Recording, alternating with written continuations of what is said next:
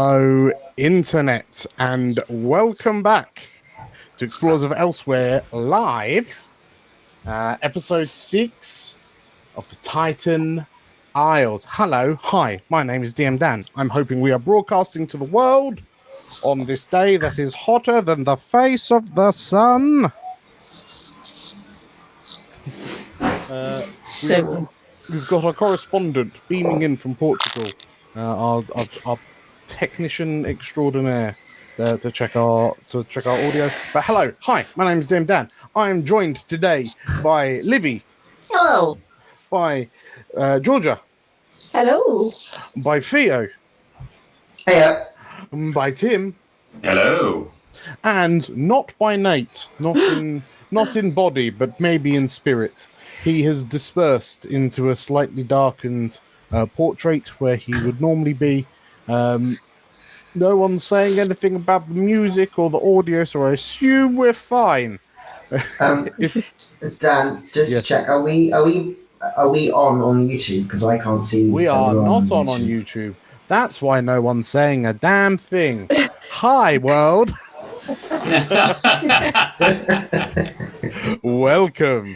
The beauty of that happy little accident is that you saw none of that. But welcome. It was really Hi. good, though. It was really good. It was the best intro we've ever done. Exactly. So good, in fact, that I'll really quickly do it again. Hi, my name is DM Dan. I'm joined by Livy, Georgia, Theo, and Tim. Hello. Hello. Hello. And yeah, we are here to play the 6th session of our Daggerheart campaign. A little bit of echo. Okay, let us know if it keeps coming back, Yoj. Yeah, we're here to play some Daggerheart. We left episode 5 on a bit of a cliffhanger, you could say. Literally. Little bit. But yeah, I'm sure you'll be fine when we jump straight back into it. Yes, just before we kick things off, some real quick announcements. The Crit Awards, which are an annual kind of tabletop RPG celebration competition thing, we are finalists in the Best Daggerheart GM category for Tales from Elsewhere, which is pretty much everyone here that you see on screen was part of that. Yeah, I'm blown away that we are finalists, but the voting for that concludes at 5 p.m. PST, which is some point in the near future if you're watching this live. So if you're enjoying this, you can find the link to the Crit Award kind of voting form in the description. You get 1 vote per category. I believe we're category 20, something around that. So yeah, if you're enjoying what we do, then please consider giving us a little votey vote, and then we'll see what happens. We'll see how many votes we got. Also, hello to Joe over in Twitch and to Hungry Dragons over in YouTube. Thank you, both of you, for joining our Discord recently. We have a Discord where we want to be getting a little bit nerdy with all the stuff elsewhere related. We've already hosted our first kind of members behind the scenes, where 4 of us got together and discussed the campaign up until episode 5. And gave some thoughts and suspicions and theories and whatnot. And yes, if you want to kind of see stuff like that, or more kind of general elsewhere stuff, whether it's art or extra little tidbits or anything like that, consider joining the Discord. That's also in the description. If you join as a member on YouTube or as a patron on Patreon, then you will also get access to the members only kind of content, including kind of early release and like a private chat room and so on and so forth. Right, I've yabbered. You lot are currently basking in the shadow of some gods. Who wants to jump back into it? Let's do it. Sounds lovely. Let's go. Let's go.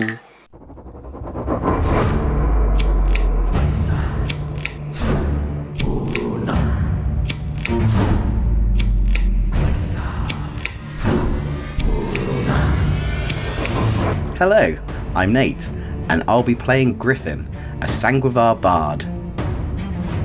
Hi, I'm Livy, and I'm playing Abe, the Guardian Keeper.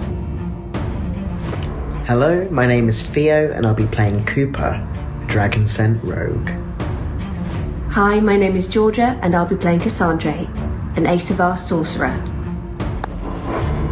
Hi, I'm Tim, and I'm playing Gardy, Majani Druid.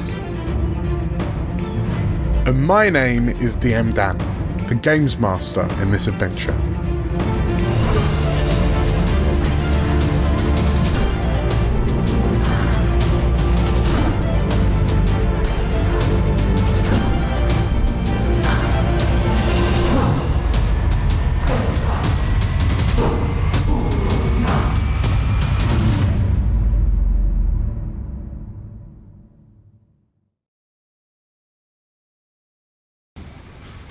The people of Rice-Vilnar have many stories of the two world spirits, Pfizer and Burunan.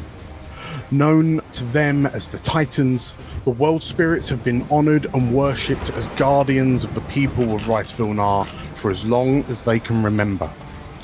When the War of Dragons caused the cataclysmic eschaton to wreak havoc upon the world, Pfizer and Burunan emerged to defend the land against the violent arcane energies unleashed by Akan and his brood, showing themselves to the keepers who worship them for the first time. Pfizer and Burunan have now revealed themselves again at the heart of a magical storm that threatens to devastate the Titan Isles. But whereas before they fought alongside one another, now their enmity has turned against one another. The world spirits once fought and overcame gods. What hope do mortals have in the face of such widespread destruction? And so, we find the five of you on the first of 3 or 4 large kind of stones. They look like large stone stalagmites jutting from the ground with flat tops, like flat kind of plateau-like tops. The one you're currently stood on is the smallest of those in front, like arrayed around you in this forested area. You are approximately 15 feet above the ground. And you are next to a wooden bridge that leads up to the next standing stone that rises approximately 30 feet up, so it's a relatively steep angled bridge. Around you, just behind you is the scorch marks lining the floor of a wall of flame, courtesy of Griffin, that has just been put out. The tree to your left has been sundered in two from the force of a wheeled walker blown away by Cassandra in a desperate bid to try and save Griffin, who had been captured by it. And there are kind of bits of plant life that were once living triffids scattered around you. To your over the canopy, off to the far left, sort of like the northwestern corner from you, you can see these two behemoth-sized creatures. One, a large, burning, bird-like creature, engaged in a devastating duel with this kind of ice crystal made mantis-like draconic type creature.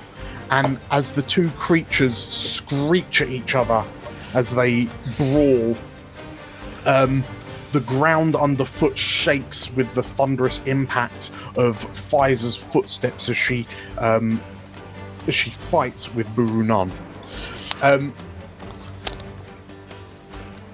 Gardy, just to give you a reminder, the reason that you've been sent here, well, the reason that you've all decided to come here is that at the top of the Standing Stones is a shrine with an artifact that will allow you to commune with the world spirits, the two titans, and it would seem that time is very much of the essence as these two duke it I out. don't know.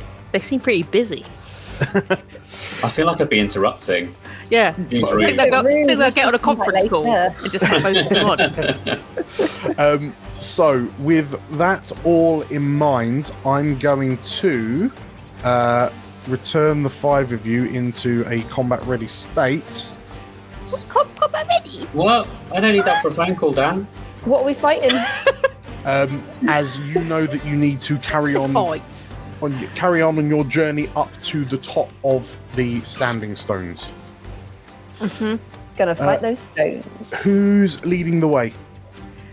Abe's happy too. Okie He's happy to dokie. get. How Okay. rickety is this bridge? It was built by the residents of Rice Vilnar, so it's You'd sturdy hope enough it could to take a keeper. Yeah. sturdy enough to hold a Fabulous. keeper. That is for sure. There's one thing we know about bridges is that Daddy Goat can get across them first, Exactly. Yes. according to Exactly. So According to law. legend. if Abe's leading the charge, who's going in second? And then they will just Cass have. will be hot at his heels, I think. Okay. So Cass, you move in behind, and then Yeah, I'm Guardian. going. Yeah, Guardian, Cooper, and then Griffin all hunker down in the back. Abe, as you make your way across the bridge, please make me a reaction instinct roll, please. Reaction instinct. Yeah. Yes, and also, sir. while Abe's doing that, remember if to recharge any once per session abilities, so unleash chaos for Cass. Griffin shouts words of affirmation to the 4 of you, and everyone's going to have a new rally dice to use over the space of this evening. You've rolled a 14. Okay, so Abe, as you lead the charge across this wooden bridge, you see the bushes either side of the Standing Stone as you climb up like another 15 feet. The bushes rattle, and from the foliage spring another 7 triffids. Oh, that's loads. You also, with a 14 with fear, no, it doesn't matter. So you also see, following behind the triffids, from another one of the bushes, another creature kind of lopes out, and that looks something like Don't like the sound one of loping. of these. Ooh. So relatively small-ish, it's like slightly smaller than a standard Lorivar or Asavar in size, but a very kind of thin, gangly gait, with this kind of with a face almost a face that looks like it belongs to an old woman, with sort of like mossy, viney like hair coming, streaming over her shoulders. But what you notice is that in lieu of hands, she appears to have these long kind of whip-like tentacle-like arms, like plant tentacles. And as she peers at you with these kind of bright orange eyes, she lets out a chittering noise to the triffids. Abe, you are in front, so we'll give you the spotlight. Bear in mind, like for everyone else, bear in mind if you want to take your turn, make sure to hit the macro, and then we'll kind of loop you in for that. So, what's Abe doing? And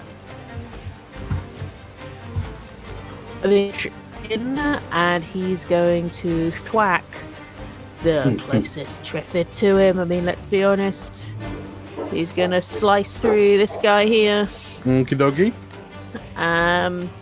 So let me roll my doicey dice.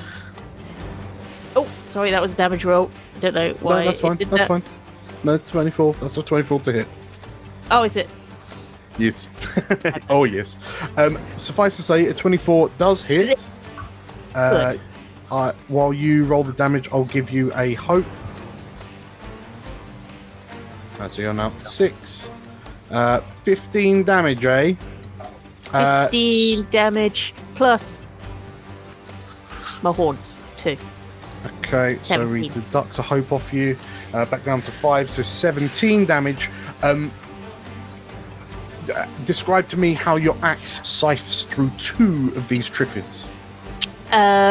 So he's going for sort of a low, he's done weeding. He's an old man. He knows how to weed a garden. So he's going to scythe through bottom of their legs. So like a straight through. Going to scythe all the bottom out, and then headbutt them. It's like a Lean down and headbutt. and then as as one sort of flies up for the impact, he just nuts it on the top of it on its flowery little triffid head. Amazing. Okay, so you donk that triffid as you scythe through the second. You've spent hope very good. We'll chuck the spotlight over to Gardy. I'll as Cass starts to stride forward, I'll just put my hand on her shoulder and like, careful out there, you've got this. And I'll press into your hand a carved piece of something that looks like it could be bone, it could be shell, that's in the shape of like what looks like maybe a stylized llama's head. And I will use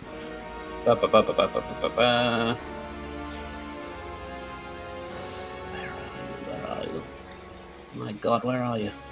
There we are. Rune Ward. You're Rune Warded. The holder can spend a hope to reduce incoming damage by 1d8. If it's an 8, then the effect ends. So try to roll 7s, I recommend. Thank you. So he says he puts it in your hand. Try to roll 7s.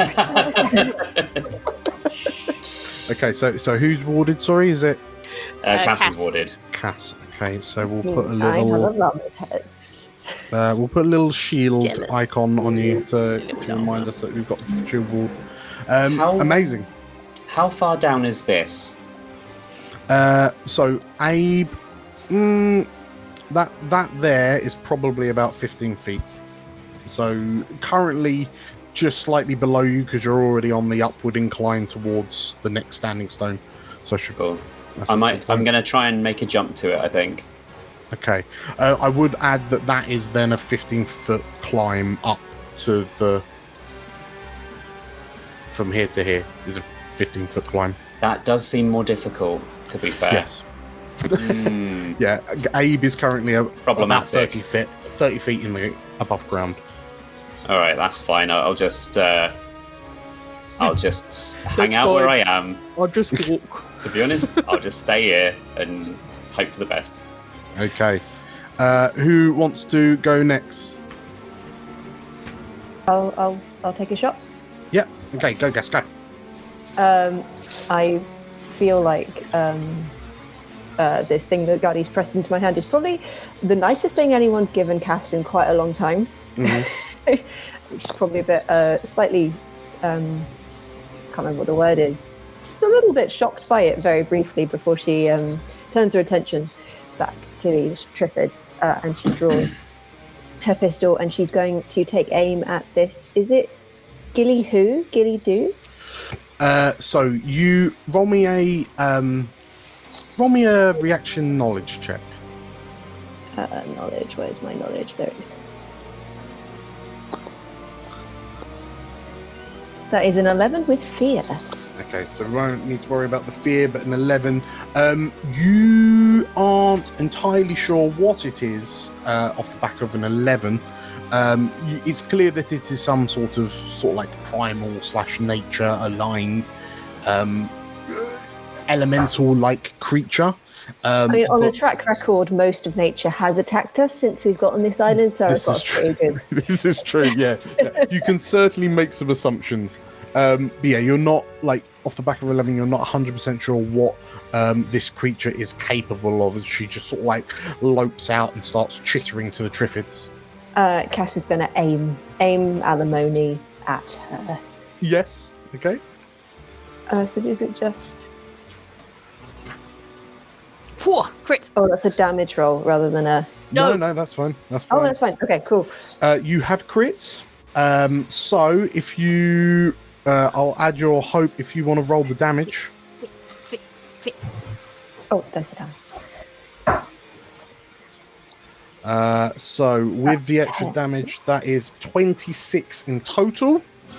Cass, describe to me what this looks like, real quick. It's just a clear headshot. The sort of the light in the gun blazes blue. Briefly, there's like a crackle of lightning. I imagine lost in the storm that's currently surrounding us. And Cass just kind of pops out behind Abe and takes the shot. Yeah, well, Fueled yeah. by friendship. So as Abe kind of steps out the way and this bolt of electric kind of lightning charged mana blasts through the air, it strikes the ghillie-doo between the eyes for severe damage and one taps her.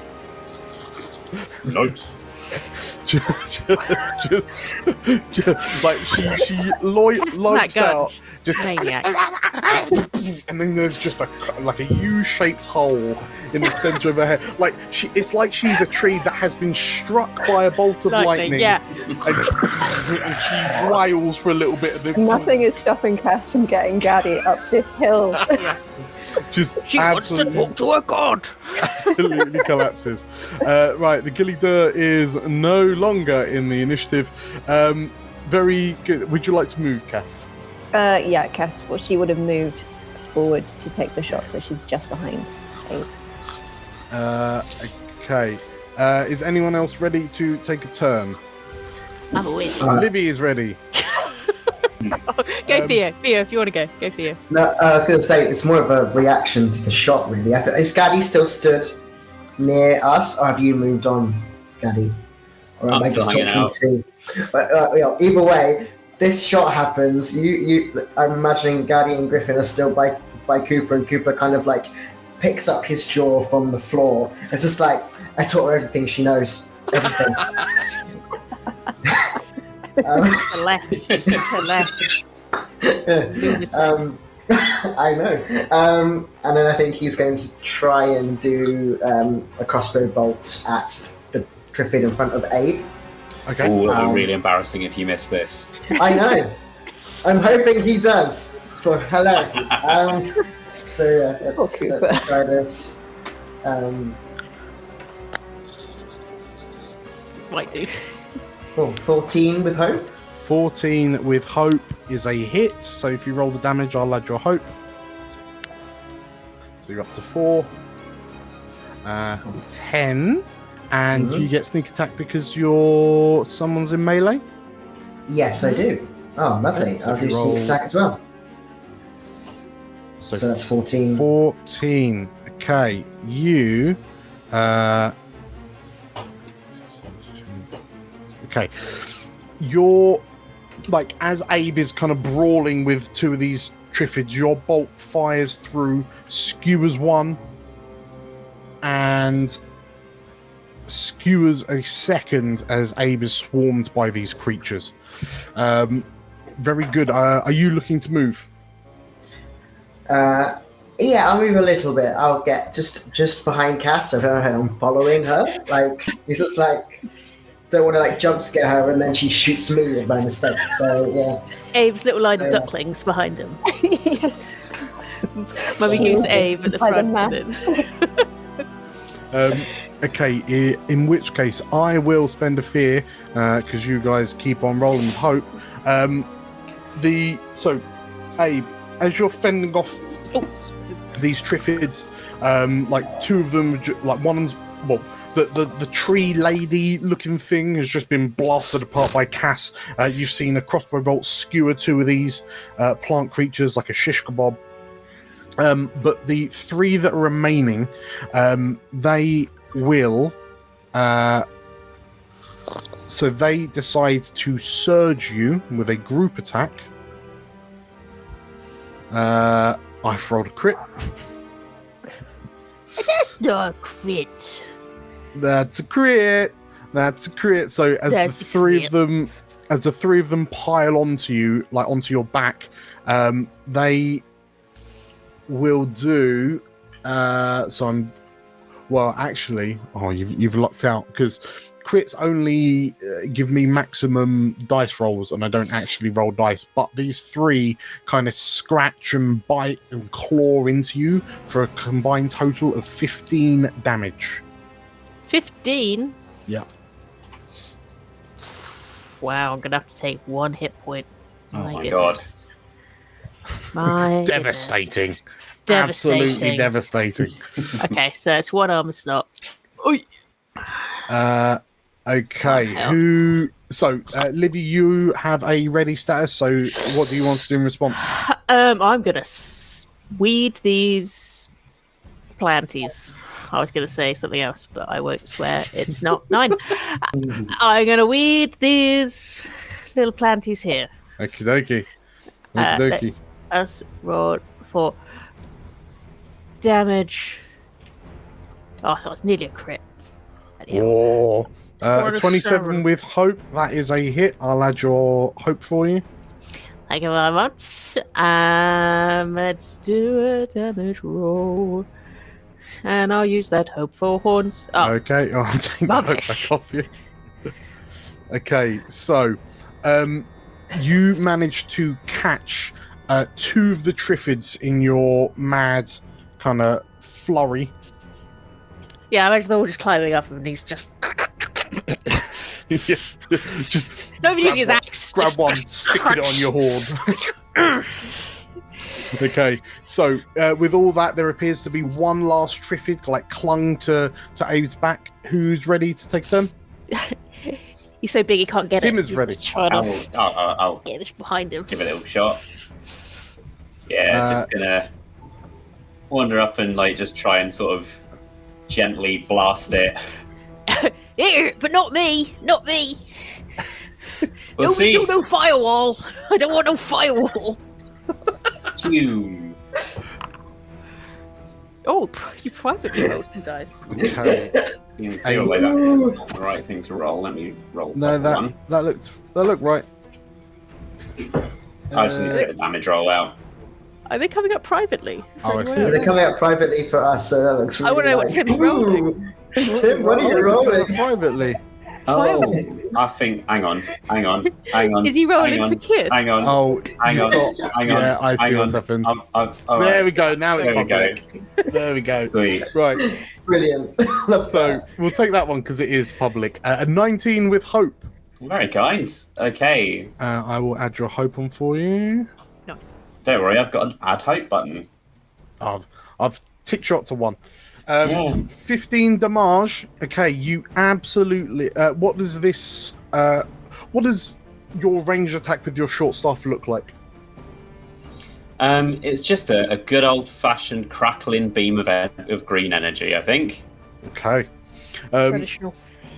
In which case, Abe, yeah, you managed to duck out the way. Well, you don't have to duck out the way much, as Guardy's aim is pretty true, and it strikes the triffid off your back, leaving you all kind of free on this plateau, on the second standing stone.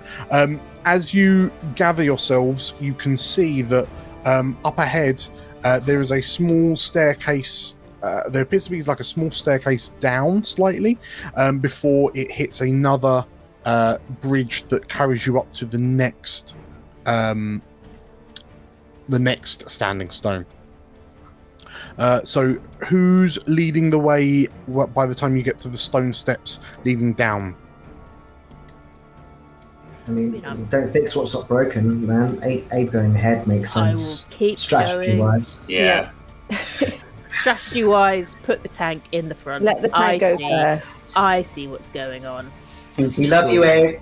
We love you, Abe. We're going to be over here. Which case, I'm going to... so, Abe, as you start moving forward and you get to those stone steps, I'm going to spend a fear and... Hi.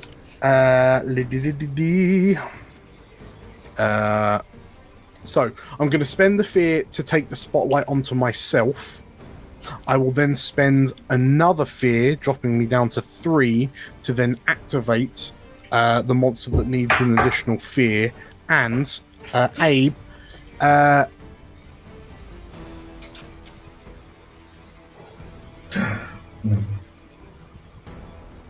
does a 9 hit you? Beats it. Beats it, beats it. Yeah. 9, yeah. Okay. Is your armor 9 or 10?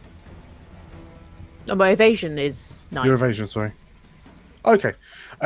In which case, It might be on my character sheet, actually. I might be looking at the wrong sheet, but yeah. Griffin's gonna run up with you.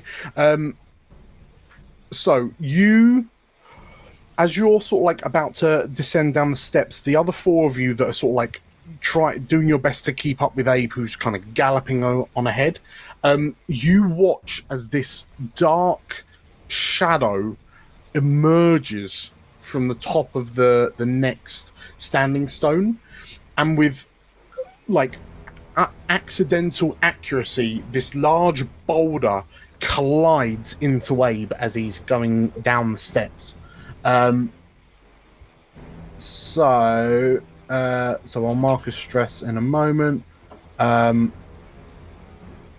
Actually, yeah, it would just be Abe. So Abe, you take... Oh boy. 14 damage. However, the attacks are direct damage. So that is an unmitigatable 14 damage. But that's the whole point of Abe. All damage is is mitigated. Mitigate it with your abs. Abe's abs. And I will add that combatant to the fight. And Abe, like, as you are rocked by this hurled boulder, as you look up, you can see that coming across the bridge in front of you is another 5 Triffids. You can't quite see whatever it is that's throwing the boulders from the next step. You're not high enough, but you know that by the time you get to sort of like where the Triffids are, pretty much, you will have enough height that you will be able to see your assailant. But yeah, it seems that whatever is up there is currently yeeting boulders at you at range. Yes. Okay. So who's ready? I mean, I'm more than happy to fling myself into these Triffids. Abe will charge the Triffids, and as he goes, I think he'll turn to everyone and go, "Someone's throwing rocks!" Yeah, you say to the 4 people that just watch you get targeted by a rock. Some scallywags are throwing rocks off the bridge. This neighborhood's gone to shit. Right. Oh, I can't. I'm locked. Why am I locked? Are you? I'm locked. I'm locked. I will say... I might be blocked by the tiny bit of the stairs. So you are currently there, Abe, if you move too close. I am going to need an agility check for you to get to the Triffids quick enough under the barrage of like hurl boulders, the storm shaking you about. Yeah, just a quick agility check. That's all right. I have I'm Ridgeborn, so can I have advantage on traversing dangerous cliffs, ledges, and harsh environments? I think this absolutely applies in this instance. So we carry agility with advantage. It's a 13. Okay, yeah, that is fine. You will give you the hope, and then that will give you enough to get into melee range. Fabulous.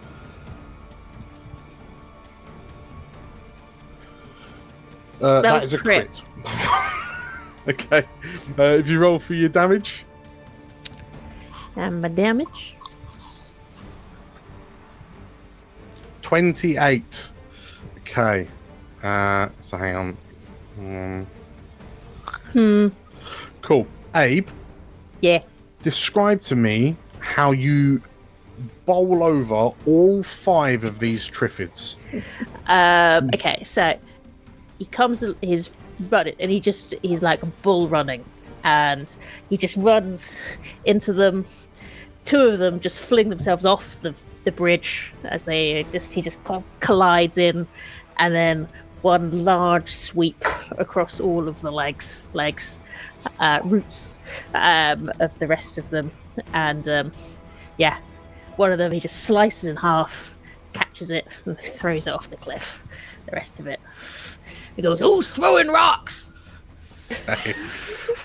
From where you are, can you see what is throwing? I can't see who's throwing rocks. Can't see you throwing rocks. You interesting. Okay, I'll figure that out in a sec. Okay, so yeah, but it's hoodies. Hoodlums. Yes, hoodlums. You rolled a crit, so if you've got stress, you can reduce that. We'll pass the spotlight over to Theo, who is ready. Go, Theo, go. I mean, I was going to help with the Triffids, but instead, Cooper's watched Abe decimate them, and is like, note to self, do not piss off Abe. And then just runs to join him, basically, so that he can be behind him. If they were throwing rocks, could Abe know where the rocks are? Can he see where it's coming from? So Cooper runs up. I can give him general directions.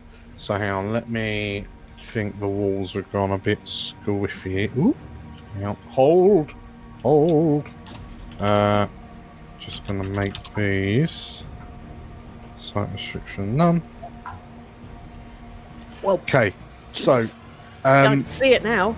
You can see it now. Theo, real quick, if you want to kind of sprint off to catch up with Abe under the artillery barrage of kind of boulders and the storm and the slipperiness, I will also need an agility check, otherwise we'll cap you at short distance. Okay. I'm just double checking I haven't got anything that helps you with that. While you're checking that, Abe, as you kind of clear the bridge of the Triffids, you look up and there's like a large, on the standing stone up ahead, you can see like another kind of jutting rock that emerges from it. So approximately kind of 50 feet up. And there's a moment where you're wondering if there's like the lighting, like the purple lightning overhead and like the flashes of light from Burunan and fires are fighting in the background, if that's kind of confusing your eyesight slightly, but it almost looks like the rock itself is moving. And that's when you notice like it lean back and a hulking great 12-foot tall earth elemental rears up as it pulls a chunk of the ground out of the standing stone in preparation to throw another one. He's snatched, tiny waist, big thighs. Look at that guy. Oh yes, he is. Sorry, go for it. Go. Yeah, so my agility check, there's something that affects that. However, can I please activate my rogue hope, please? Which is spend free hope to gain 2+ bonus to my evasion until the next time an attack seems to hit me. You can indeed. She'll bring up my evasion. Rocks a big 19. Yeah, so my evasion goes up to 19. So hopefully that helps for a bit. But yeah, other than that, just a normal roll for me to get up. Spend your hope for you. That drops you down to 1. Why have I got a critical set? Why have I got a critical success to run up to 8? Well, I mean, good news. I'm not going to get hit, so... Tom Cruise run up there. You're sprinting so well, you reduce your stress. Is that parkour? Well, I think it probably has to. It is a bit parkour, yeah. Unnecessary parkour, just doing a barrel roll, doing a flip. I mean, if there are potential boulders and storm and stuff, then it does feel like People watching. Yeah, people are People watching. watching. Okay, so who? Tim is ready. What's Guardy doing? I'm just going to move forward. So you can move to close normally, agility roll if you want to go further. Okay. I'll close an eye to this fellow. Far. Can I see it as well, or do I need to get forward for that? I think you probably can now. Yeah, it's looming and it's holding a large boulder over its head. Lovely. Alright, I'm going to try and take control of the vines in its body and lash them together so that it cannot move. Ooh. Using vicious entangle. Vicious entangle. Yeah. Nice. A 19. 19 with hope. Yeah, that hits if you want to pop your hope up. And what's the 8? What's the damage? 1d8 plus 1, and then it's temporarily restrained. Okay. Like that. So it is restrained. 6 incredible damage. Okay, that is suffice to say minor, but that is still damage. It takes 1 hit point as you as the vines that are comprising its mass start sort of being pulled by your energies, by your magics. They what are there sort of other vines springing up from the ground, just kind of leash into the vines that are making it up, or are you pulling? I think they're leashing down into the ground from it. Okay, very, very good. Okay, in which Easy case, there, big fella. In which case, it's stuck, and as it looks around in this dopish, oafish kind of way, as its vines start impacting into the ground like tent lines. Amazing. Anything? Is Cass ready? Cass ready for a go? Yeah, I think so. Cass will sort of seeing this lull slightly in the fighting, and again probably feeling a bit spurred on by what Gaddy did earlier. She will run to where Abe is. Okay. So that'll be an agility to get agility check to get that far. Because that'll be far. But yeah, you can catch up with Abe and Cooper on this agility check. That's a 17 with hope. That is absolutely fine. And yeah, just as these vines kind of impact into the earth, she will take from around her neck this necklace, which comprises of sort of a single sapphire-like jewel, and she will press it into Abe's hand, and she will also cast Rune Ward. So Abe now has another Rune Ward. Now has Rune Ward friends. Yeah. You know, we're giving gifts. Abe hasn't got anything. Okay, so the two of you are now both Rune Warded. Very, very good. Did Abe just look? What? What is? Oh, you don't Keep think it that's gonna fit?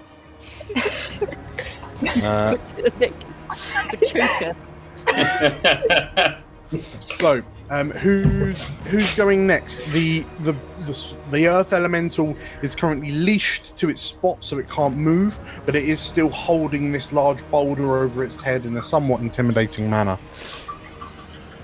Come on, Theo. Okay, I'll fire at it with my crossbow. So you've got range attacks. Yeah. I don't think I can count as hidden if it can see me on the bridge, right? And we're not in melee with it, just to check. Yeah. So it'll just be a normal attack. It'll be good You're to see. behind me.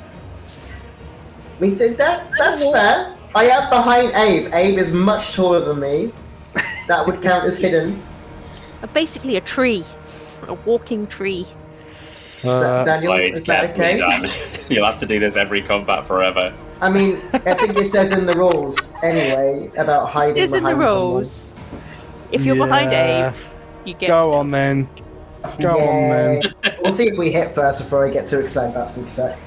So that's a 15 to hit with hope. 15 to hit with hope is a hit. Wow, fantastic. The crossbow So- strikes its rocky hide. Remember to hit the ready macro if you're ready to take your turn next.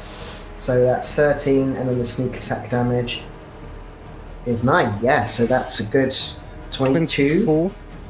24. 22, correct. Okay, that is... So, where do you imagine that this crossbow bolt strikes it on it to do major damage? Just having a look as well. Maybe like towards, like, do they look like it? Does it look like it visibly has eyes? It doesn't. That's the worrying thing about it. It's like this large rock.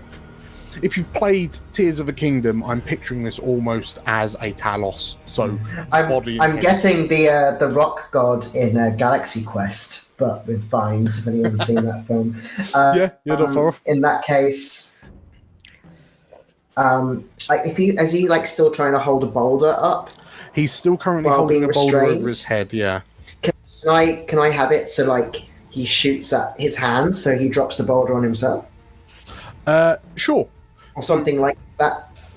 Yeah, in which case you break away like two of his quote unquote fingers, and like you watch as it sort of like the piece of standing stone that's ripped out the ground kind of falls and collides into its form, and it rocks under the weight of the boulder it's just dropped on itself.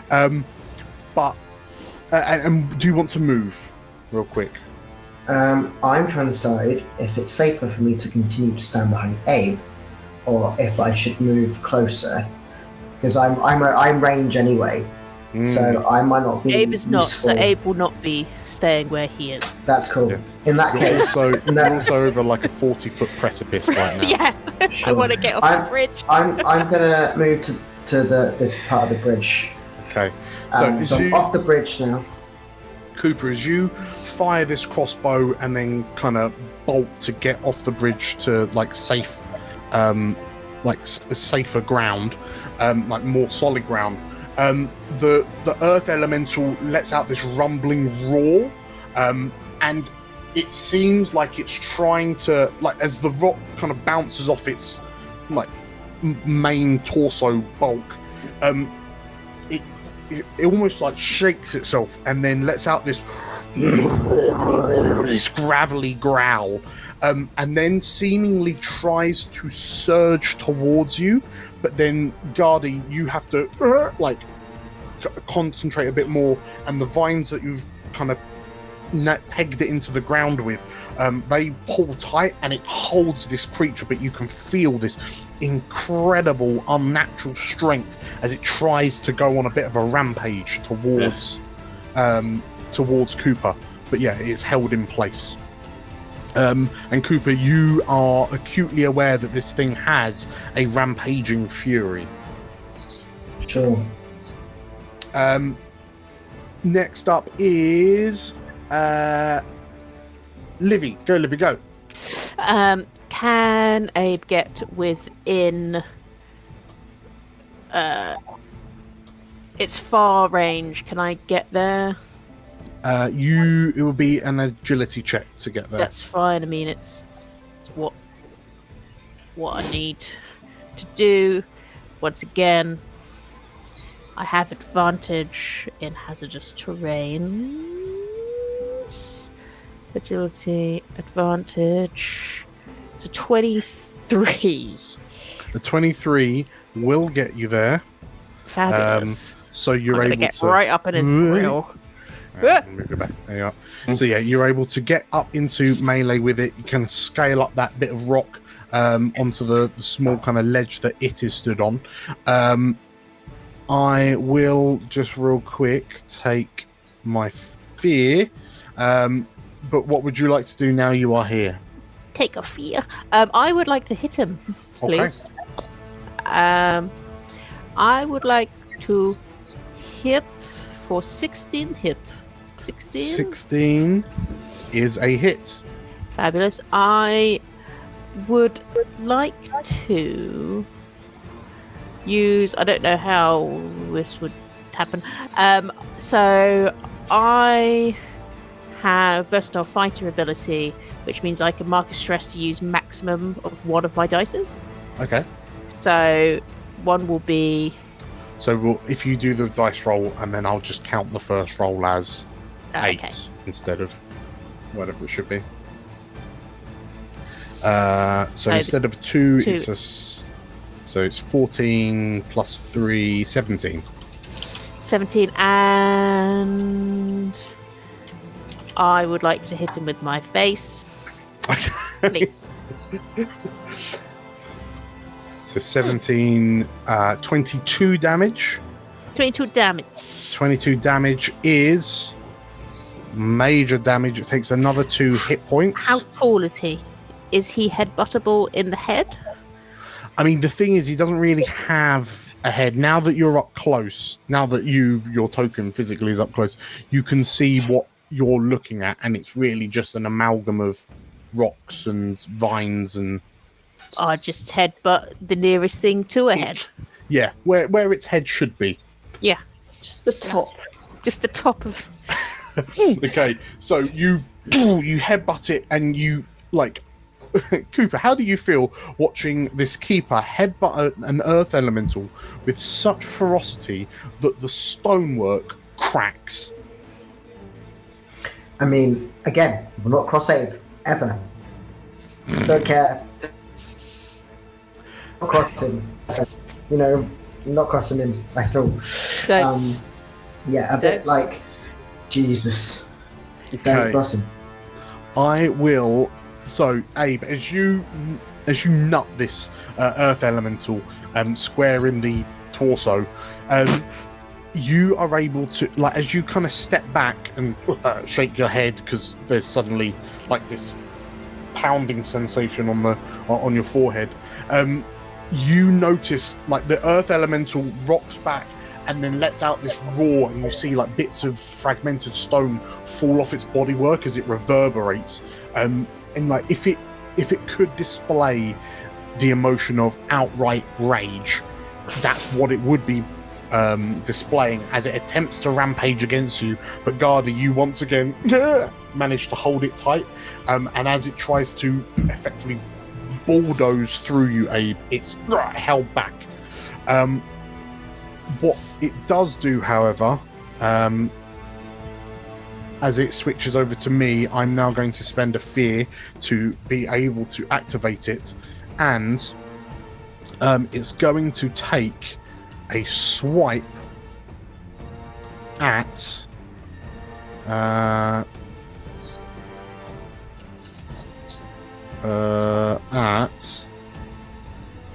oh, you lucky devil, Cooper. Uh-oh.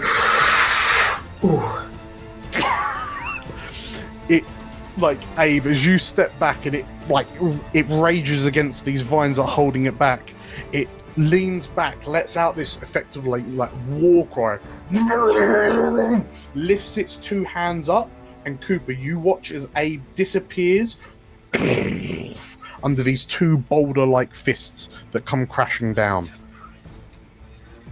Abe, you take 24 unmitigatable damage. I don't, because once per short rest, I can scramble out of melee range. Thank you very much, sir. Is it a reaction?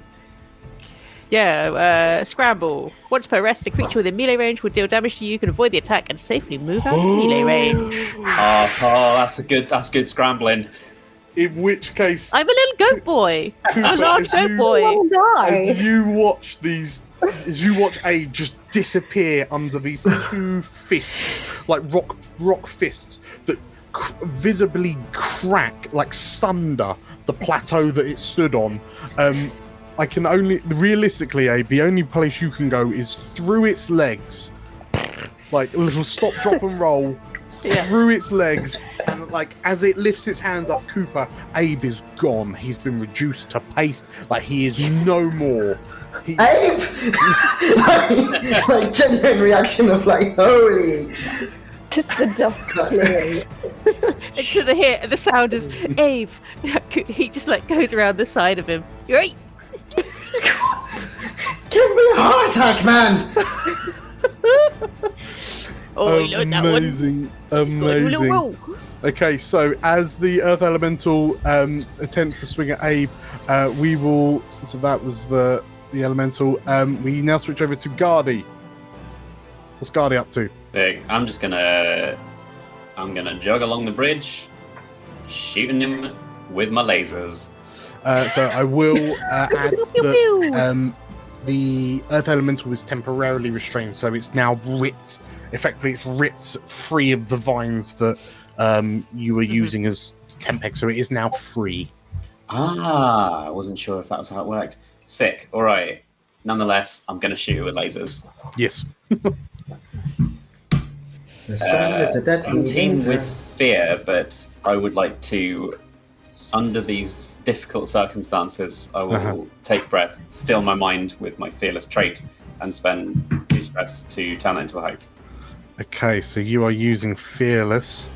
Mark 2 stress, and then you roll with Hope. Okay, 17 with Hope. Yeah, if you roll the damage, I'll pop your Hope on for you. Stressing myself out, there we go. So you're now up to 3 Hope. A mediocre 10 damage. That is minor damage, but it rocks the Earth Elemental as you spear it with this primal magic from your short staff. Anything else, Gardy? That's it, cheers. Okay, who's ready to go next? Griffin jogs up behind you, Gardy. Well done, mate. Yeah, who's ready now? I'm good. Yeah, okay, go, Cass, go. Cass is gonna aim with alimony. Okay, it's currently rocked, and you're within range. Cool. Shoot that rock. Yeah. Good shoot. Your collective rolls have been on fire this season. Absolutely on fire. We've had like 2 fears or something, like out of every roll we've had. 2 fears. This is what just progressively starts to go downhill. Yeah. Okay, so Cass, you have hit with Hope, so if you want to do the damage, I'll pop your Hope on. Nice. 13. 13. That is exactly major damage.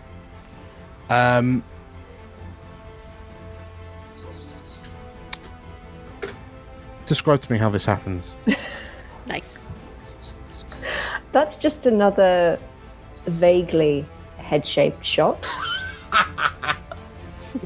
If Cass can imagine it has a head, it's getting shot.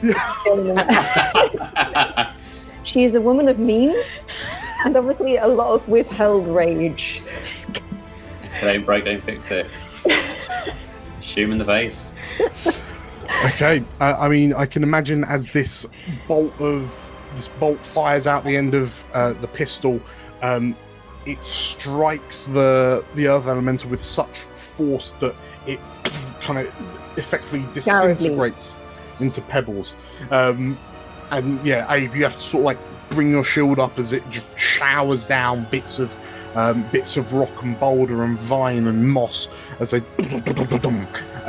and as you kind of peer up to survey this damage, if this thing hadn't been throwing rocks at you or like swinging at you, you wouldn't have known that it existed with all of this natural debris now kind of littered around. Very, very good, Cass. Who's going up next? There is 1 flight of steps before you reach the shrine. Is Abe going first? I mean, Cooper's also happy to leave if you want this time. I mean, I'm always happy to. Before we crack on, Yes. I'll call Abe over briefly. So, Oi. let me patch you up, big man. What? I'll patch you up using regeneration. I'll touch you and spend 3 hope. You can clear 1d4 hit points. Okay.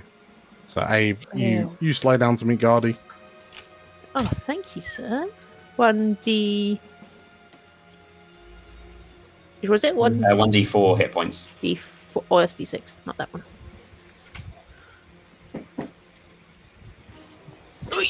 Yeah. Nice. Oh, back up to full. That's nice. Back up to full. And I'm once again hopeless. That's all right because that nice little healing has inspired Abe, and Abe will tell you that. Oh, thanks very much. That's some good healing, that is. And you'll get 3 hope. Oh, sick. Thanks.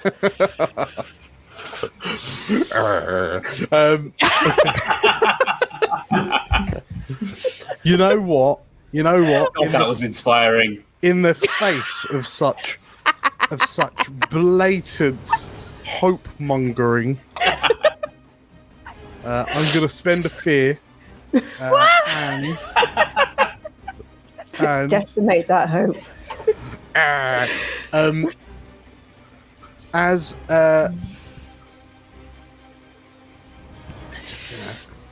so 3 more Triffids launch themselves over the ledge, like down the steps, and I think this time they're going to target Mr.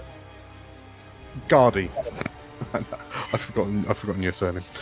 Jarl, thank you very much. Of course. So these 3 Triffids are going to do a group attack into Guardy, rolling an almighty 11 to hit. Not quite. Okay. In which case, yeah, their aim as they hold themselves through the air is kind of rocked slightly by the strong winds, and they're kind of blown slightly off course. Who wants to go next? I mean, I'm happy to thwack them. Go. Me. Give out that string.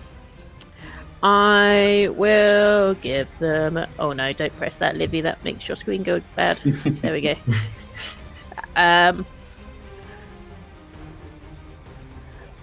16. 16. That is a hit. Nice. I'll take the fear while I'm here. Take the fear while you're here. Takes you back up to 3.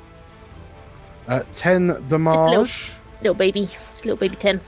Okay, so that's 2 of them. What did you do to these 2 poor Triffids? Sliced them and diced them. Julien. Julien. Yes, Yes. they are absolutely dauphinoise. Yeah, just little slices. Just choo choo. Okay. I will. As it passes over to me, as you kind of swat away 2 of these Triffids, leaving just one left, that realistically is going to be dispatched by the remaining 4 of you with somewhat ease. You feel this pulse of energy boom, erupt from the shrine just up ahead, and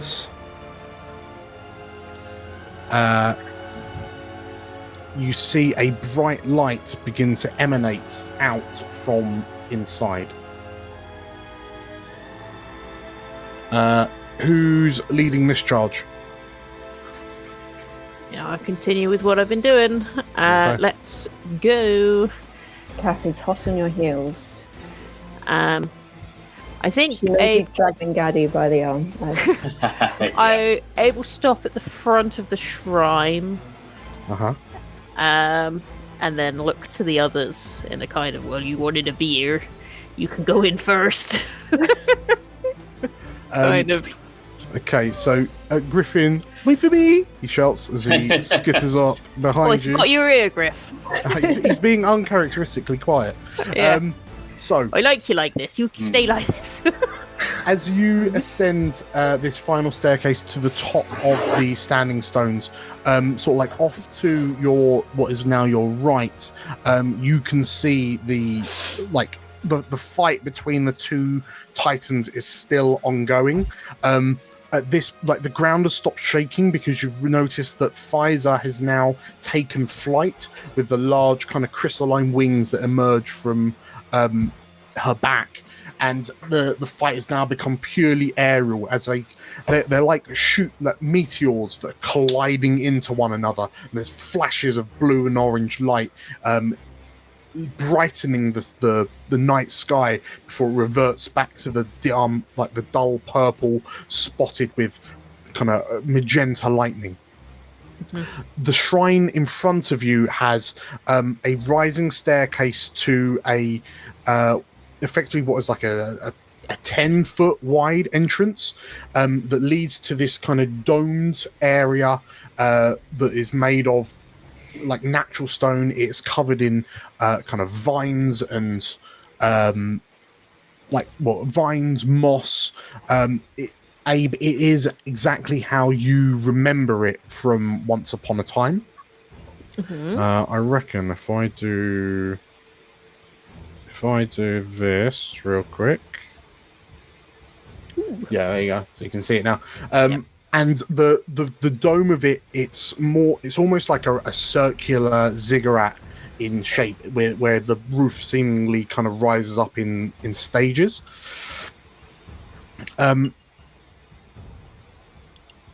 Abe, is this why does this shrine, apart from the fact you could commune with the world spirits here, why is this shrine of great importance to Rice Vilnar? Well, I think it was of great importance to Rice Vilnar. Maybe not so much anymore, as it was the main point of our sort of communing with the gods, and it's where we would leave offerings, where we would have ceremonies, weddings, partnerships, all this kind of stuff. So it was a very important place for us before everything happened. Okay. In which case, as like with your height, you're able to see up the steps and inside, and within the shrine, you can, which is illuminated, you can see a solitary figure that is approximately as tall as a keeper, but doesn't have like the cloak, like the hooven feet, doesn't have the horns, but the figure appears to be interacting with the like the channeling stone in the center of the shrine, and the five of you, like this figure turns, kind of almost silhouetted by the bright burning light coming out of the runic symbols on the floor. And the figure turns to regard you, and you acknowledge that it looks plant-like, similar to say the Triffids or the Wheeled Walker or the Galidur that you have encountered on the way up, but there is something more intelligent behind its eyes as it peers at you.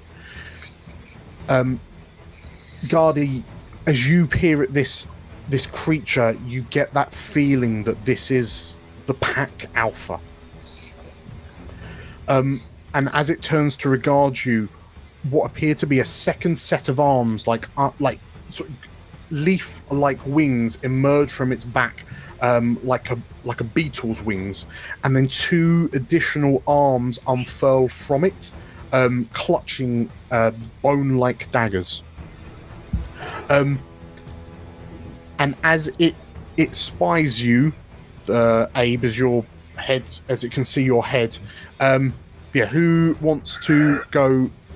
Who's up first? Go and cast, shoot it in the head. This one's got a head.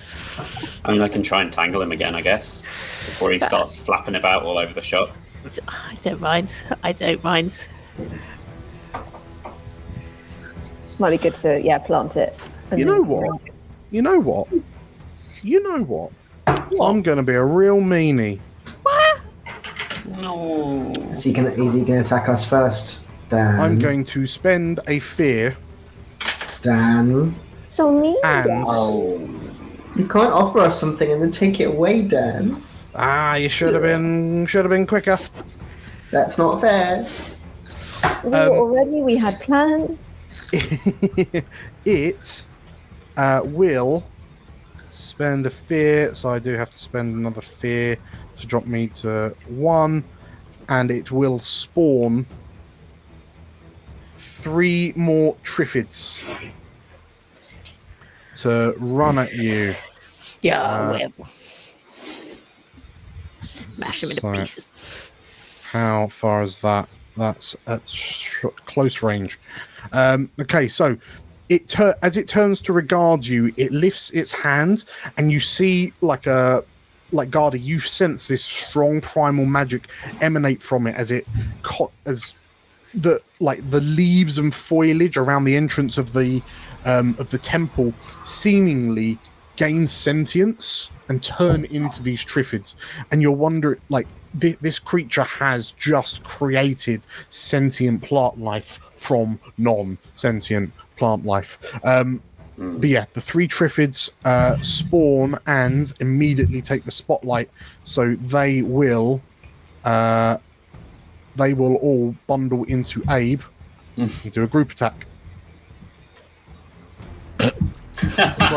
A 0 to hit.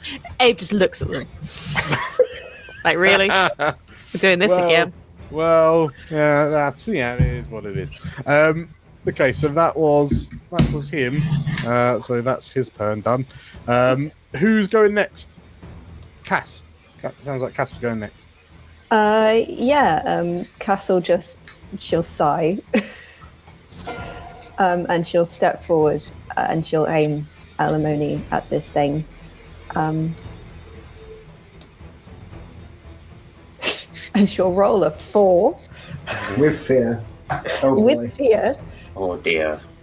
A 4 with fear. Okie dokie. I'm thinking that the Triffids actually did a really good job because they've killed Livy. Yeah, I was going to say Livy's gone. For everyone else. She'll be back, I'm sure. Okay, so as you go to fire your pistol, what you don't expect is that this creature that's still looking at you, and he's almost got a slightly kind of leonine face, but there's a casual flick of the wrist, and you watch as this vine that's kind of hanging over the entrance suddenly moves and intercepts your shot. And the creature turns back round, and you realize that it is doing something with this stone, with this communion stone. Would you like to move, Cass? No, I think she'll stay where she is. She'll curse. Stay where you is. Okay, who wants to jump in next?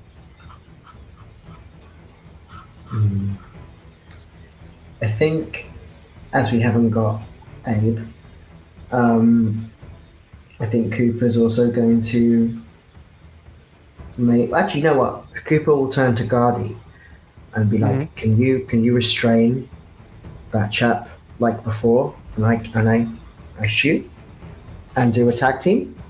Give it a try, eh? Okay, so who's paying the hope? I can pay the hope. I have 3 hope. You have 3. Okay, so Guardy, yeah, if you're going to try and lock this creature down, and then Coop can shoot, so we'll need a spell check and Yeah, see if I spell can check and a shooty shot. Okay, I'll shoot a shot. Can I also add my lucky devil? Because I feel like if Cass is struggling to shoot, technically this feels like a lucky scenario. Mm-hmm. So I'll add +3 to my roll in a second. Have you got the hope for it? Oh yeah, no, I don't. Never mind. Well, I've got 16 anyway, so hopefully that's good. Okay, 16 with fear. If Guardy rolls us a spell cast check for the tag team. Oh, we still right to do that with it. Yeah. Mm-hmm. I wasn't sure about the hope. That's right. No, I've got 3 hope. I haven't got 4 hope to add to the experience, so that's my bad. Yeah.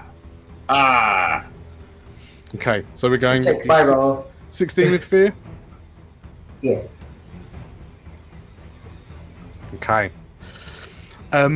As this creature turns back round, Garda, you like it looks like a trying to best describe it. It does look like a humanoid, like a 4-armed humanoid with these wings, who's infused with like primal energy, but isn't an amalgam of kind of natural bits like the earth elemental was. So where are your vines coming from? I think I'm gonna tap into a little tiny fragment of the primal energy that's making up the circle around him, and they're just gonna burst straight from that energy and try and lock him in place from there. Okay. In which case, a 16 with fear does hit. I will take my fear. Gardy and Coop, if you both roll your damage rolls, and we'll add them together.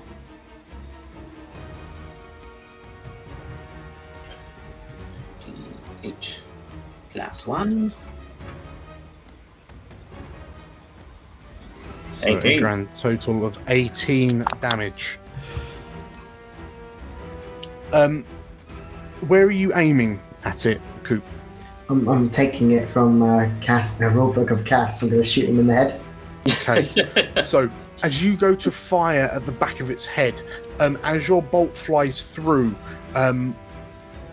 one of its like leaf-like wings moves up to intercept it. The leaf is kind of the bolt punches through the leaf, but it manages to catch it, much like a billowing cape worn by cavalry catch arrows. And the bolt, like, it does flinch slightly from the pain, but it takes minor damage. But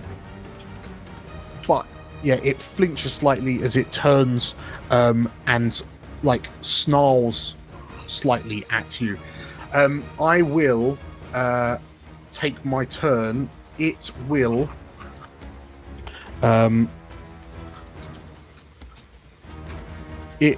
continue with its whatever it's doing. So it will take its turn, do its thing. The countdown drops to 4. Who wants to jump in next? Livy is very dead. No, Livy's here. Livy's Livy's here. here? Oh, is she here? Oh, hello. Right, I'll bring her back in. Just real quick, does Livy want to take the next turn? And you'll have to tell me if she says yes or no. Yes, yes. Yes. Okay, hang on. She says smash. Okay, paste that in. Okay. Right, Livy should be back momentarily. There she is. Hello. Are these little triffies? The Triffids are still there. Cooper and Gardy have. So this thing's been restrained by your energies, Gardy, by your spells, and it's just like taking a bolt to one of its wings. Yeah. Hey, what are you doing? Is it? You say it's still restrained. You say It's restrained, but yeah, the way is blocked by these Triffids. okay. I will smash these Triffids down then, please. Okie dokes. So 20. 20 with hope. That is a hit. Perfecto. Are you going to horn? I might as well. 13. Okay, so that's enough to take one, and then you manage to get enough damage to take out the others. So as you wreck the 3 Triffids, as you hack them down like a autumn's harvest, would you like to move? I would like to move. I think Abe is not happy that he's, he hasn't been here for a while, but he's not happy that he's desecrating this shrine. So I would like to get as far as I can, please. Mm-hmm. If I go to far range, can I make an agility roll? Is that fine? I'm gonna get right. Yeah. I'd like to get right up in his grill, please. So if you roll your agility, and then that will dictate how quickly you go. Let's. So yeah, close will get you mostly of the way in, and then far will get you to him. So 13. A 13 with hope will be enough. So, Abe, you managed to make it all the way into the temple alongside this creature. Can I see now I'm there? Can I see what it's doing?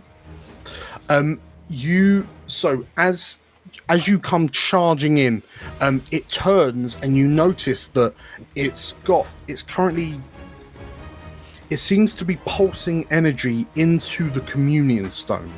And as you enter, it turns and looks at you.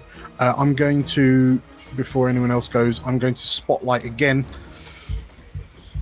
It looks to you and you realize that whatever it's doing it's like a pulse of energy that's causing the communion stone to crack.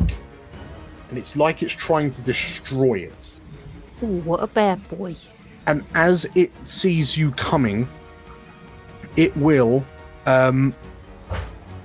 activate and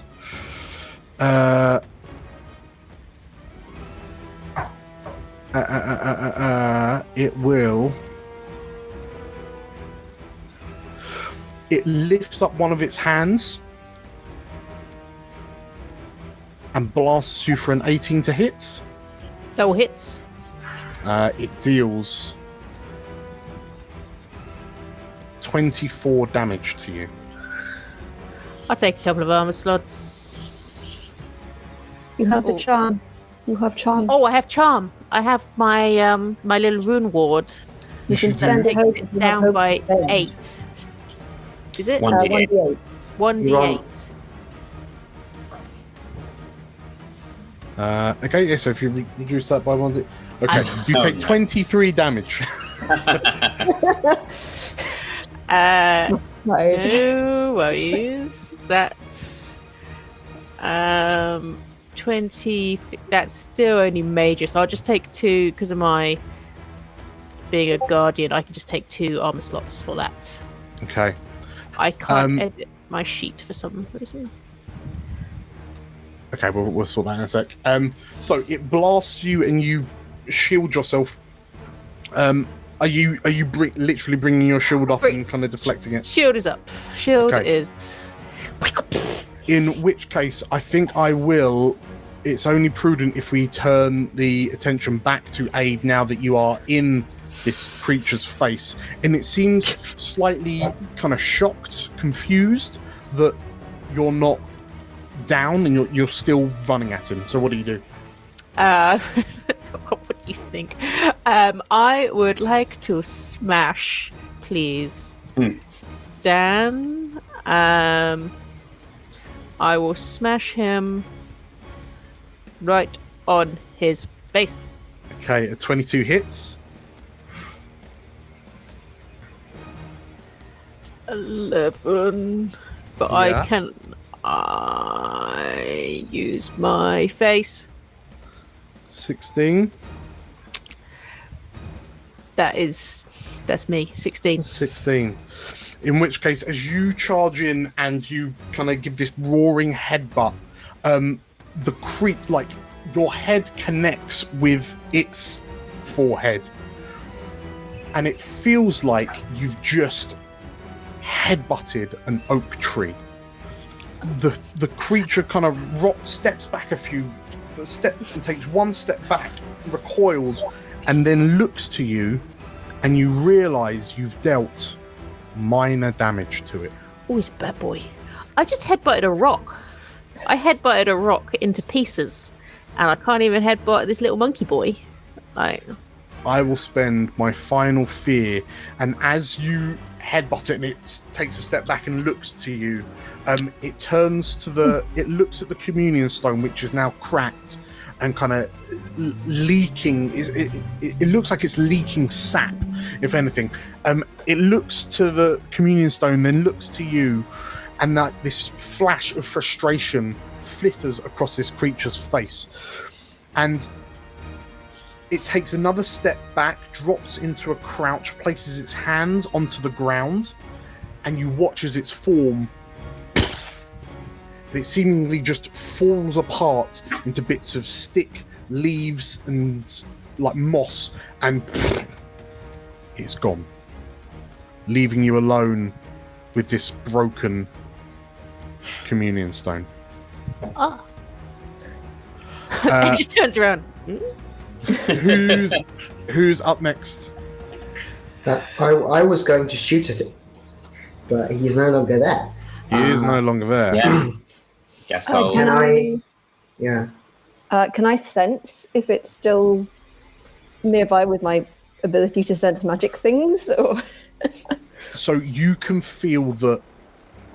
I guess it. Well, I'll tell you what. Right, if you roll me an instinct, I think it's got to be instinct.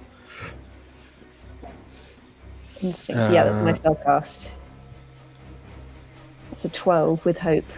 Okay. I would argue that you can't quite tell because the amount of primal energy that's happening Imagine around with you. the two gods battling. There's literally two wild spirits just over there. Making a noise. So yeah, it's difficult to tell for the like the ambient energy that's surrounding you, but it looks like he's gone. Looks like he's kind of disapparated. Guardy, seems like you're up. Sick. So this swirly whirly energy. Yeah. Does it feel like it's nice, good, clean, fresh primal stuff? Or does it have some of that purple weirdness swirling about with it? I would also need an instinct check for you to try and gauge. I shall gauge. Oh, can I add my ancient wisdom?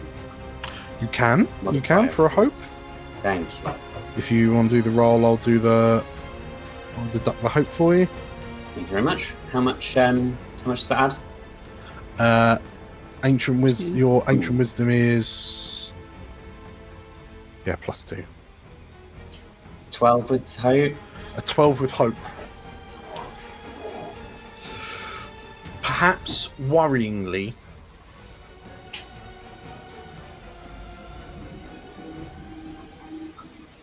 what you can feel, like you can feel the primal mana that courses through this place, probably like exaggerated by the presence of the Titans not more than like 100 meters away. And them, you can feel that their mana feels slightly sour, like it's blighted. But what you recognize, the 12. I mean, if you're, are you going to interact with the item as you're doing this? Or are you getting a Yes, finger but in the air? the type of interaction depends on the vibe check. Off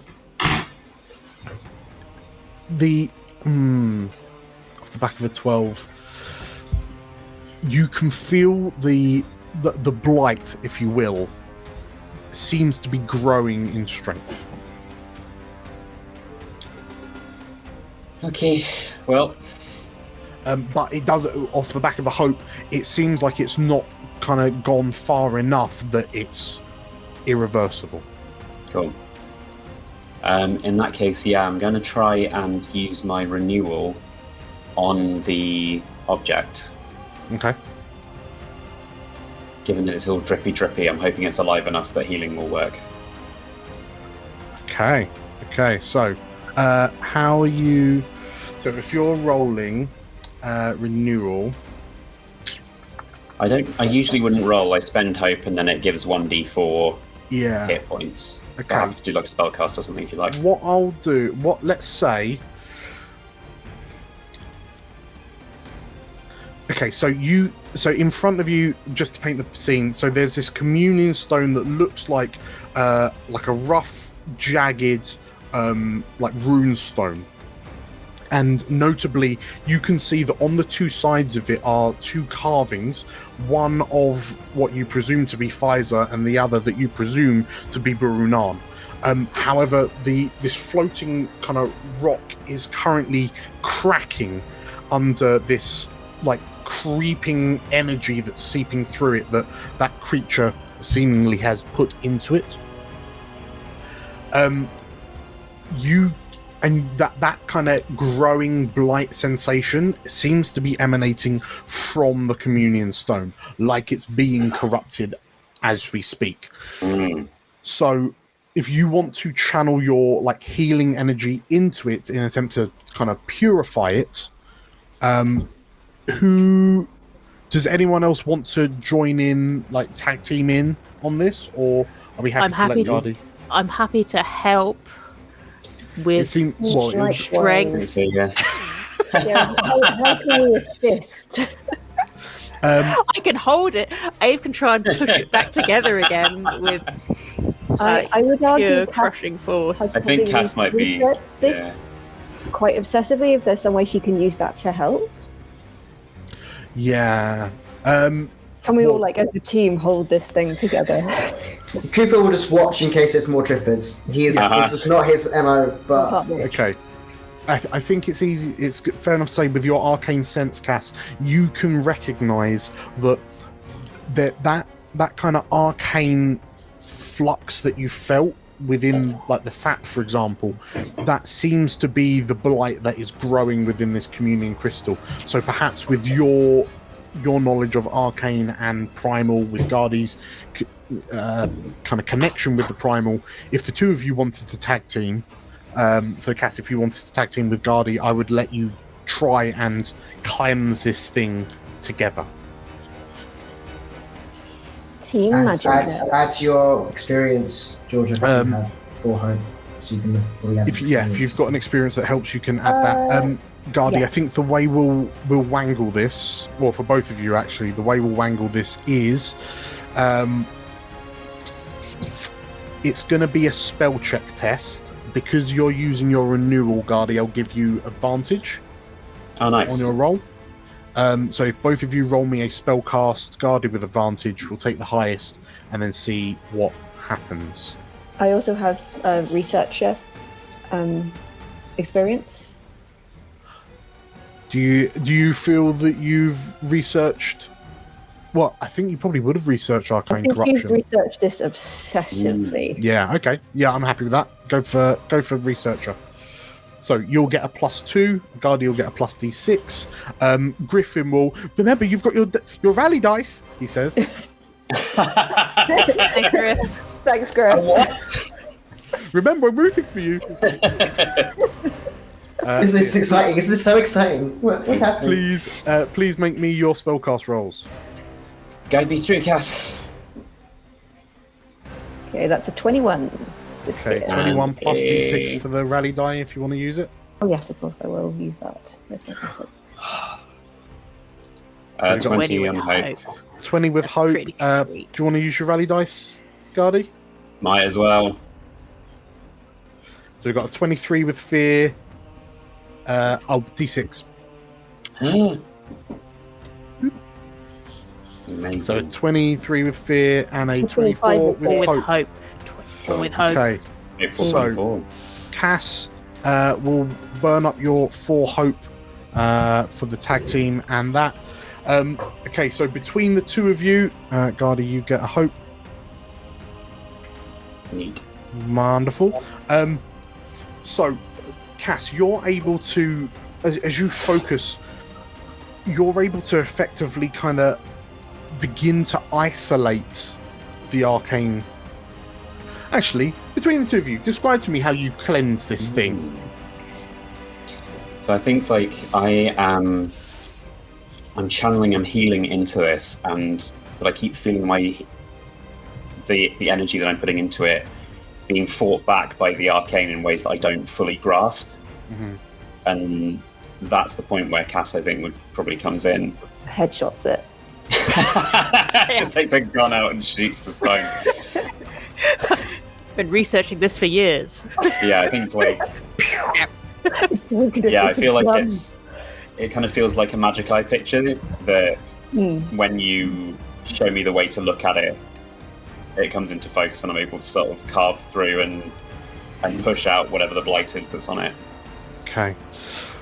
In which case, as you focus and you fundamentally heal this communion stone, Cass, you feel that arcane stain kind of consumed by the primal mana, and soon it's just gone. It's no longer present in the communion stone. There's carvings on the stone of Pfizer and Barunan. They begin to glow in a, I can only say, healthier manner. But Gardy, at that moment, your head flicks back as you're directly interacting with this thing. You find yourself in communion with two world spirits simultaneously. And your mind is racked with feelings of unrepentant rage and fury. There is this animalistic, panicked drive to destroy and sunder everything around you. And it's this moment that you realize that the screaming you can hear in your head are the combined voices of the two titans. At which point you recognize that they are both infected with this arcane blight. And you think back and you recognize that in your glimpses of them as they've been fighting overhead, their bodies had been... There were large blood-red crystalline protrusions jutting from their bodies, which you would have more than likely been informed is a sign of arcane corruption. And at this moment, whilst you can commune with them and give them very basic commands, but you realize that these two are fundamentally warring beasts. What is your command to them? Your one-word command? War. What? War, as in W-A-R? That was my thinking noise, Dan. My thinking noise. What is it good for? Absolutely nothing. Yeah, this the Gardy heel turn.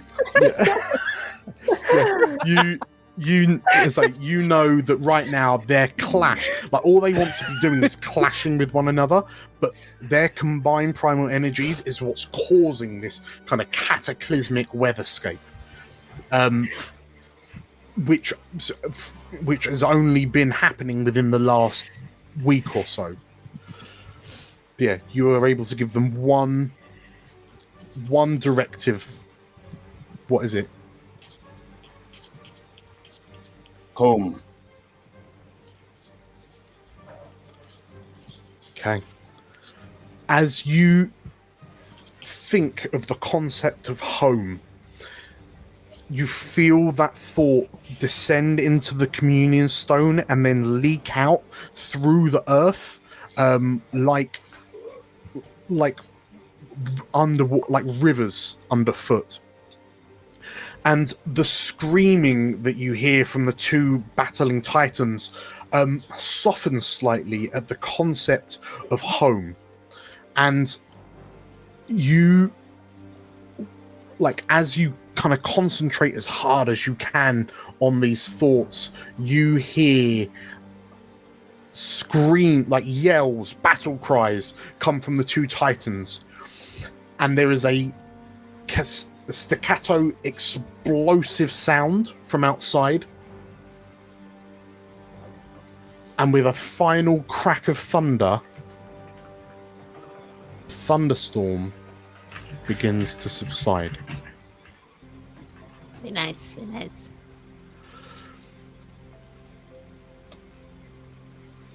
And as the stone in your hand resonates with primal energy and then seemingly shuts off as the mana dissipates from it into the ground, the five of you are left in the shrine, and we'll take a quick break. Oh. Thank you, everyone, for watching this extended first half. We'll jump on a real quick 10-minute break.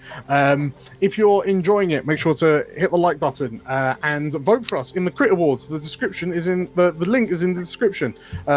We would love it. Today is the last day of voting. If you want to talk about maybe what's just happened, there's also the link to the Discord. Jump in during the break and say hello.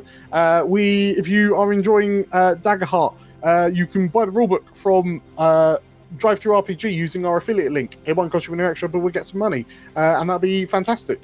Right, I'll see you all in 10 minutes. Bye-bye! In a minute, bye. Hi, Internet. Hi, I'm DM Dan. We have Explorers of Elsewhere. Welcome back to the second part of episode 6 of the Titan Isles. I hope everyone's teed and weed. I've now got myself a nice cold drink, which I was dying for throughout, utterly bereft of the first half. Yes, thank you to everyone who's watching in YouTube land and in Twitch land. Apologies for not catching up with you during the fight, but yeah, there's been some good old chatter happening. We return to our five adventurers in a like in the shrine at the top of the standing stones that are sacred to the village, well, were once sacred to the village of Rice-Vilnar. And we immediately cut to Gardy as you sort of like stumble away from this communion stone, this large kind of jagged rock-like it looks like a giant floating rock covered in kind of runic symbols, but you've noticed that the carvings of Pfizer and Burunam, the two titans, though seemingly the mana has dissipated off the back of your command of home, and in this moment the world suddenly seems significantly more quiet.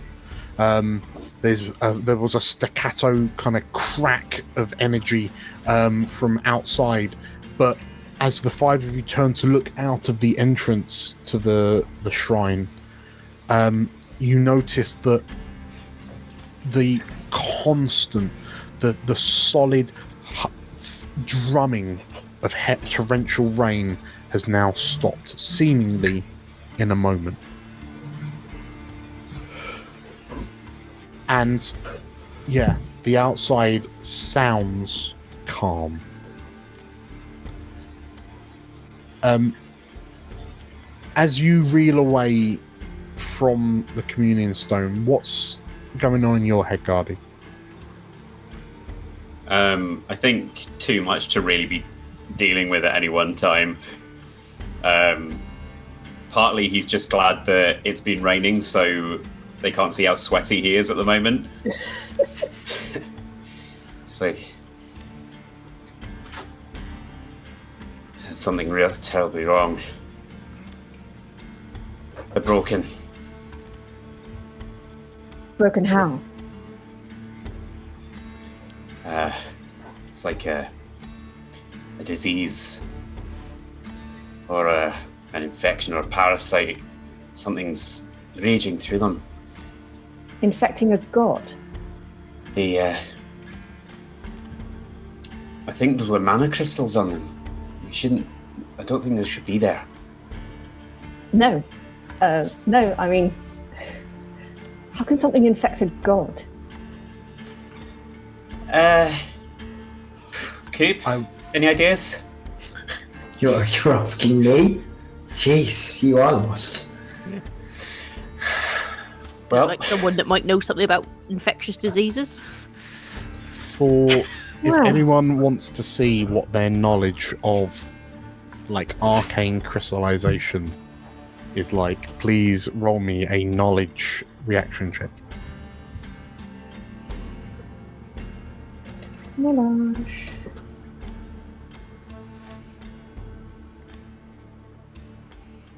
So we've got 7, you got 6. Oh, I mean, I might as well. Professor Abe over here. Yeah, he's a professor. I'm so tempted to roll for the same reason. I feel like you need Yeah, go on, Coop. Yeah, maybe when I ask you, actually. Really? No.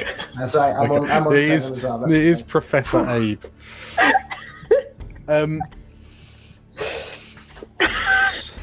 He's going to put some little patches on his elbows. Justify this, Dan.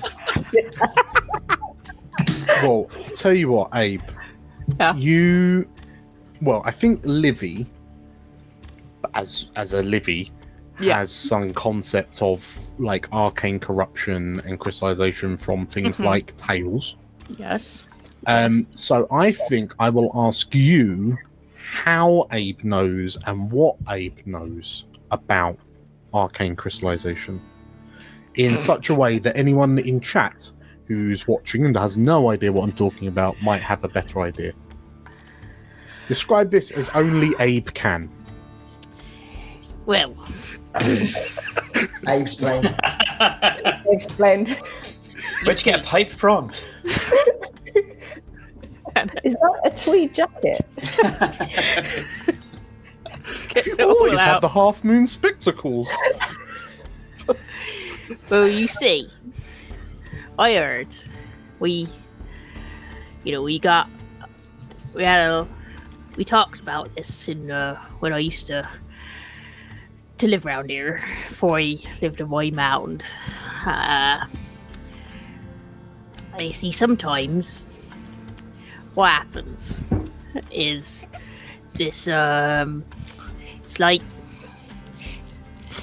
it gets If you need the DM to tag team with you, Libby, I can spend some hope for you. sometimes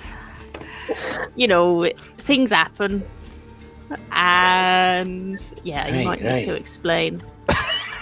Okay, right.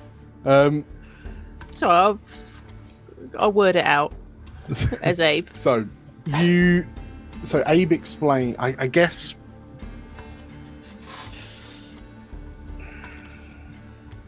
See, it's not as easy as you think, Dan. No, yeah, I'm sure. Yeah, it's I think it's the fact that it's Abe, and then thinking, what life experiences does Abe have that would support He's got this? loads of life experiences. Maybe he ran into a crystallized creature in the woods. Quite possibly. I mean, it's some either between that, like a creature that had, perhaps during the war, perhaps like during the eschaton, there were creatures that you saw, like these beautiful natural like creatures that roamed the mountains that would become the Titan Islands. And their bodies were just horrifically kind of disfigured and kind of overgrown with these hard, sharp, crystalline growths, usually in a myriad of colours, like depending on the type of arcane mana that was coursing through them. But the effects of the eschaton and the War of Dragons had just imbued these creatures with so much latent arcane mana that the mana itself was just solidifying within them, much like when you leave a jar of honey out and eventually it just becomes rock hard as it crystallizes from its core outwards. So we've got to put them all in the microwave. Cool. On a sunny windowsill. A sunny windowsill, yeah. And you relate to Cass saying, "What can corrupt a god?" I guess that's the main point of worry, is that normally it were mortals or beasts or whatnot that found themselves at found themselves in, afflicted by crystallization. But a being of actual primal manner, like a world spirit, to infect one of those, that is potentially like society, like that's a cataclysm. Mm-hmm. Says Abe. Just add in some yarps, some narps throughout that, and then it will be Abe. Abe. Who do you, between like Griffin is suspicious, is unusually quiet, but between the other four of you, who has seen, well, apart from Abe, because that's how he knows, who else has seen a victim of, or a recipient of crystallization? Trying to work out who's more likely. I suppose Guardian's travelled around quite a bit. Yeah. So there's I don't think he'd have run into like a person or anything, but he probably will have occasionally seen creatures that are infected, and they would have just kept their distance. There's probably some superstitions around them, I'd imagine. Maybe plant life as a druid. That's true. Yeah, that would very much be the case. Cass and Cooper, how much time do you reckon the two of you have spent in the city of Avamore? I think the capital of elsewhere, if you will. Yeah, I think Cass has probably spent an amount of time there since she became an explorer, and I imagine they came in and out of it. Or would they have? She's definitely been there recently. So Avamore wasn't really a thing before the war, or would you say it was? Avamore, it That's was the a city question. that existed, but it only became the sort of like the capital hub of the rediscovered world post-war, post-rediscovery, when it started building the portals to the various outposts. I mean, they were all over the shop when they were together. They travelled all over what was the land before it was all split. So it feels we say they at least like stayed in it a few times before the eschaton. Yeah. In which case, I think perhaps it would be you, Cass, and quite possibly digging into your background as like a hardcore researcher. Oh yeah, if it's anything to do with magic, she's been on it. Sure. In which case, the affliction of crystallization has long been understood to be irreversible. Once arcane mana begins crystallizing within your body and then starts kind of taking over parts of your body, that's it. That's like you don't come back from that. And for a vast majority of people, it becomes a bit of a death sentence.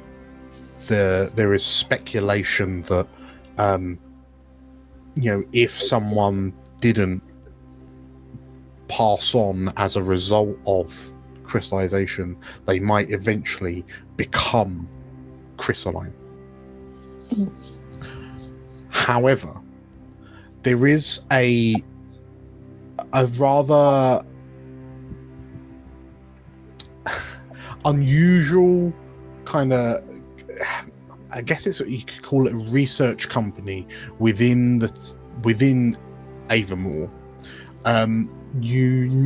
It's some of their findings are refuted, and they don't seem to have a lot of kind of official backing because of the ideas that are coming out of this little kind of research hub. But the leader, you're not 100% sure of her name, but like you're led to believe that she is a Terran sprite who claims that she was once a victim of crystallization and then managed to revert it. And you've heard the speculation, oh, maybe that's because she's a Terran sprite, maybe it's because of this, but you know, there are a number of academics that kind of like ruffle their moustaches and like wibble their jowls, saying, oh no, it's certainly not reversible. But what's curious about that little research hub is this little Terran sprite, like her claim that crystallization is reversible is not in fact one of the less outlandish things that her research center is currently working on. I feel like, given her family history and the many tracks of research Cass herself has gone down, this place is entirely within her wheelhouse. Okay, in which case, if it's something that you would have been involved with, you do know the sprite's name. It's this rather brash and very kind of frenetically busy Terran sprite woman called Galena Orpiment. Galena. And like her workshop is a hazard to health in general, because there's just so much crazy stuff going on in there. She likes how it's organized, Dan. You find everything just fine. And like a lot of the workshop space recently has been dedicated to reverse engineering this curious the term being used is golem, but this large kind of metal suit wearing, like, it's a giant, basically a giant walking suit. It looks a bit like a deep sea diving suit, but apparently it arrived with the emergence of Alicia, and the spirit that is locked within this suit claims she is a keeper. And they're trying to like reverse engineer it to see, oh, can we do this ethically / unethically, as only Galena Orpiment is famous for. Yeah, so there's this very kind of weird and wacky theorist in Avamore that says that crystallization can be reversed, but otherwise normally it's other people assume it's irreversible, but it's never infected a world spirit. Cass relays this to the group with an emphasis on it's never infected a world spirit.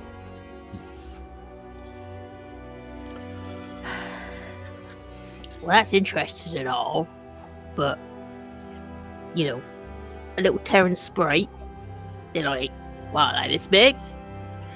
You see that guy? I don't know, that's a lot of reversing to be reversed. There's got to be some way of, I don't know, amplifying it? I think we saw it anyway. Guardy said, you know, go home, and they've gone home. I hate to be the bearer of bad news, Abe, but we have not sorted it. It remains very much unsorted. Well, the rain stopped. There's no purple clouds in the sky, and they've stopped fighting. I don't know. I think we've done as best as we could.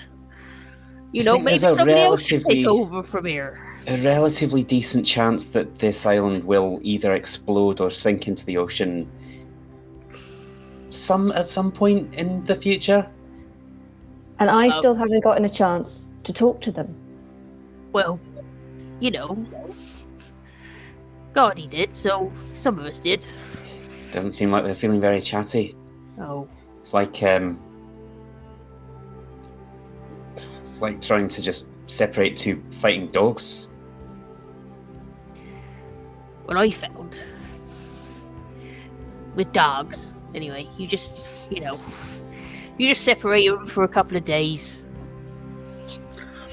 And surely there's no real difference between a dog and a god, because you just heard Switch the names Oh around. my god!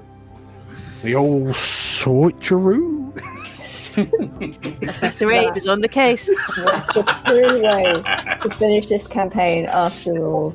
I can only imagine Professor Abe's pipe switches to a little bubble pipe. Burunan! There he is. So, what's Cooper has been somewhat quiet. Yep. Given everything that Cooper has heard, what do you think the next stage of the plan is? Or what's the next steps? I mean, he's a bit, he had no idea that this was going to be as mad as this is. He thought he was literally going to be dropping them off and then going back on the ship after he did his stuff. And now he's realizing his stuff might actually be involved with their stuff, and their stuff is nuts. He doesn't really know what he's really doing. So, apart from my cat trying to drink my very cold drink, thank you, Percy. It's really not a good time. Not a good time. It's the best time. It's RP time. You like to listen, don't you? I think he's taking this all in and feeling just a little bit overwhelmed. And there's I think Cass, having known him better, can just see he doesn't really know what he's doing. And I think he's going to try and cover it with at the end of the day, guys, is this really our problem? Why are we talking to the gods anyway? If it I'm kind of with Abe at this point. I've got to be honest, I'm with Abe at this point. Really? The look Cass shoots him across this little temple could fire holes into rock. And she is very good at shooting holes through people's heads. He's very Yeah, good at shooting yeah. holes into things. He probably backtracks and digs himself a bigger hole by just being can we just look, we've had a very not great time. What time of the day is it, Dan? At this point, can we tell now it's not stormy? So, as you emerge out of the shrine onto the top of the standing stones, the sight that you see, to use the term, it is day and night. You've emerged into a different world from the one that you entered from. The heavy, dark, thunder clouds that blotted out the sun have almost immediately kind of dissipated, and you quickly realized that it must have been the presence of the two titans in proximity to one another and their clashing energies creating this kind of, weather cataclysm. But now the sun is warm on your face as you look up at it. Everything is wet and things are dripping, but it just the wetness simply reflects the sunlight that you haven't seen since you arrived on the island, and the island itself looks like it's literally glistening. It's about midday. So you arrive first thing in the morning. You've travelled for a couple of hours. You got cooped up in the village. You came up here. No more than 6 hours on the island. A lot has happened in those 6 hours.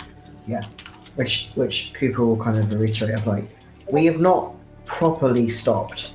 I know we had some food with Abe's old mates, but that's not really the same as stopping and reflecting and figuring out what we're supposed to be doing. I propose that we find somewhere safe to sit and discuss next steps so that, we figure out what's going on properly without, in the heat of the moment, considering everything that's going on. Because there's a lot. It's obviously happened. And this isn't really my rodeo. Usually I just get told what to do. So if you really know what you want to do, fine. But I'm just here to shoot things with a crossbow. So that's what I'm going to do. If you need me to do that, I will do that, or I'll find us a safe place to rest. Okay?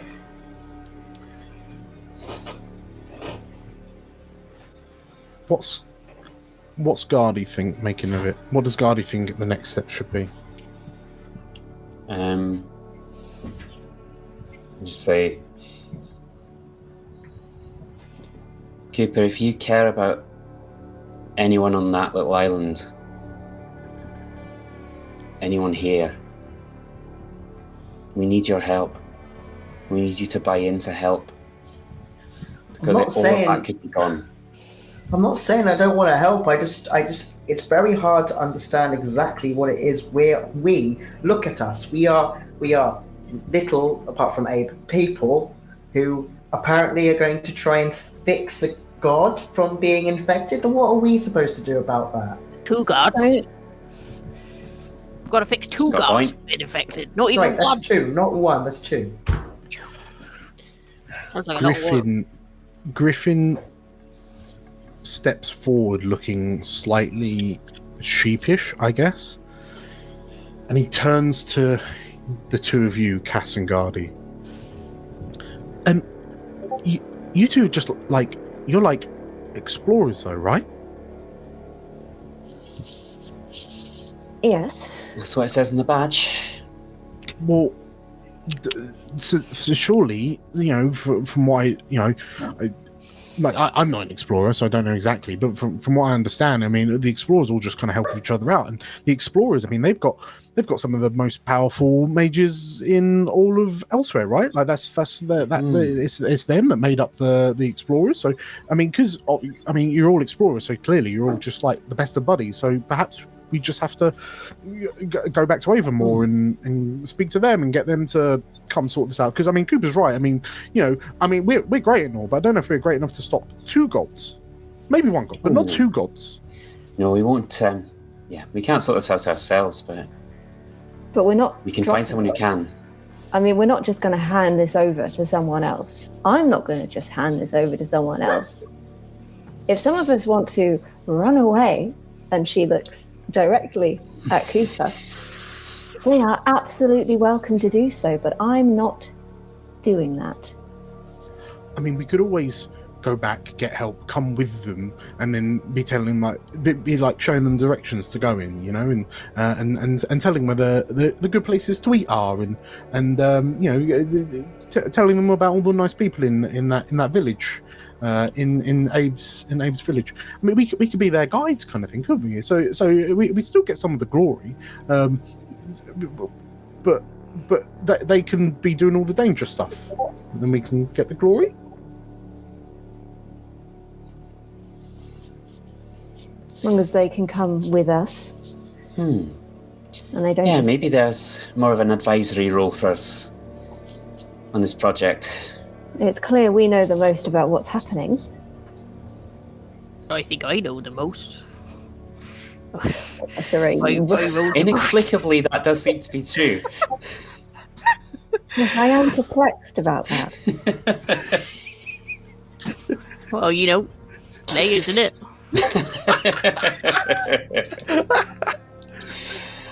Eggs are like onions.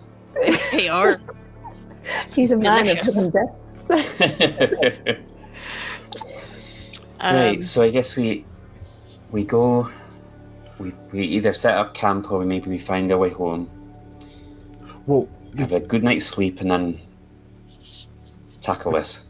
Well, we know that the pirates are kind of loitering around, ready to give us a lift back. I mean, I hope they are. I hope Ungrin's going to come pick us up. But maybe if we head back to the beach and I don't know, do you flag a ship down? Do you flag? Yeah. Basically, we get them to pick us up. We take us back to Dorlashal and then go from there. Because we can go to Avonmore from Dorlashal. We can go through the portal. That's how we got here. Yeah. Well, if the storm stops, we still got those little rowboats and just row back. It's only like 5-6 miles, isn't it? It's actually a fair point. That's we Because you paused one of those boats, didn't you? You kept it in time and space. Didn't your boat explode, though, Abe? Yeah, well, it might have to share someone else's, or... Wait, what's the biggest Shotgun like, knot. flying animal that Gardy can turn into? Let me Not big consult my enough. druid Not- book. Bonus big enough. question, can we ride him? Griffin will just sort of like nod and go, oh yeah, we got the rowboats. I mean, I time locked mine on the shore, so as long as we didn't, have a rest for a short period of time, then the boat's still going to be there. We've And then been he on smiles it at 6 you. hours, haven't we? We've just been straight through. Uh-huh. He smiles at you as you all cast your mind back to the short rest that you took at the village. Yeah, but there was more than... My boat got smashed. Yeah. One was in a time lock. Yeah. And there was My one. there was another one, wasn't there? Wasn't it? I'm sure the 5 of us could fit on one rowboat, right? Well, if Guardy turns into a fish, I could be a fish. that's one down. Tie me onto the front. I'll add a bit of pull. The rest you can just kind of stack. What is the plan, ladies and gents? Are we heading back? Are you, if nothing else, heading back to the shore to either get rowboats Yes. back? We or suppose we're fight heading them? back to the shore, see what Heading back to the shore. / Yes. play of rowboat. I mean, Chris has suggested we wrangle some sea turtles. It could work. Tie them We've got together. one rowboat, 2 If sea it works for turtles. Jack Sparrow, it'll work Put for them us. up. We use them as little jet skis Amazing. on the back of the boat. Perfect. And you don't have to get 2 for all of you because Gardy can become a sea turtle. Brilliant. I want to ride Just the kidding. sea turtle. As a sea turtle.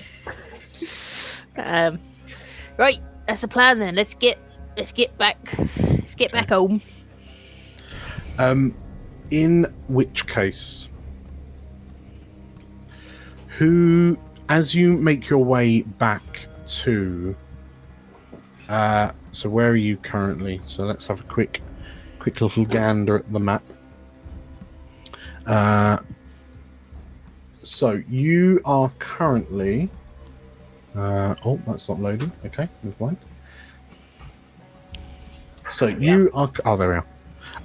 So yeah, the 5 of you are basically around pretty much where Griffin's token is. So let me stack you all up again.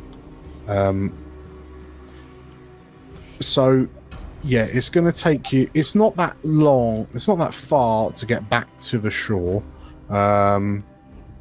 So 7, yeah, it's about 11 miles back to the coast. So it won't take you all that long in the grand scheme of things. And arguably, moving will be significantly quicker now that the weather isn't absolutely heinous. So yeah, you can certainly, if let's say it's 1 p.m, you can be back on the coastline by 4 p.m. Because you can also just follow the river. Just follow the river down. Yeah. Follow the river down. So if the 5 of you are doing that, so you're back on the shore by about 4 o'clock. So we'll move you along there. As you're going, which conversation between 2 of you are we focusing in on?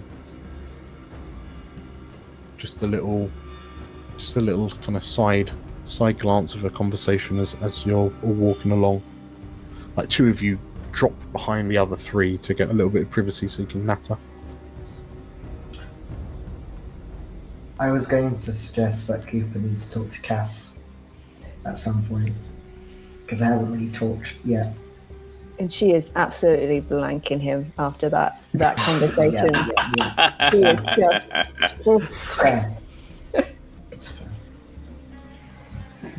Well, he's going to try. He can anyway. certainly try.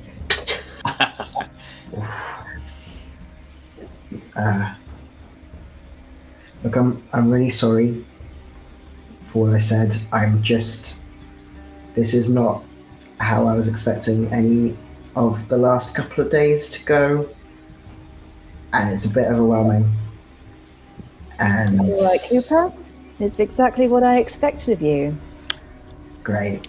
See, some people just don't really change.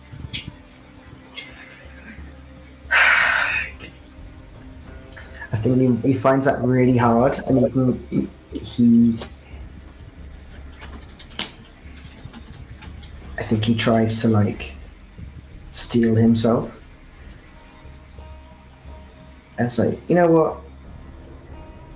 Fine. I was gonna give you something. I'll give it to you anyway. A peace offering, at least. And he'll pull out the spear tip that he stole from Egg's village. This is one of the kind of marble things that we were talking about. The weird. Anyway, her hammer was made of it. It seems to be part of the mountain god thing. I thought you might be interested. A piece of please. I can at least try. Let me try. Tries to continue blanking him, but it is very clear that he knows how to give her gifts, and she is very interested. So she sort of reaches out and kind of like takes it as thanks. It's the least I could do. Thanks for coming up here with us, I suppose. Yeah. I mean, technically, I do need to be here, but I don't really know why. A job. I wasn't given many of the details, but I'll figure it out when we know what we're doing. Well, that's what you're always around for, isn't it, Cooper? And she kind of like, she claps him slightly on the arm. Not getting any of the details. Great. Thanks, Cass.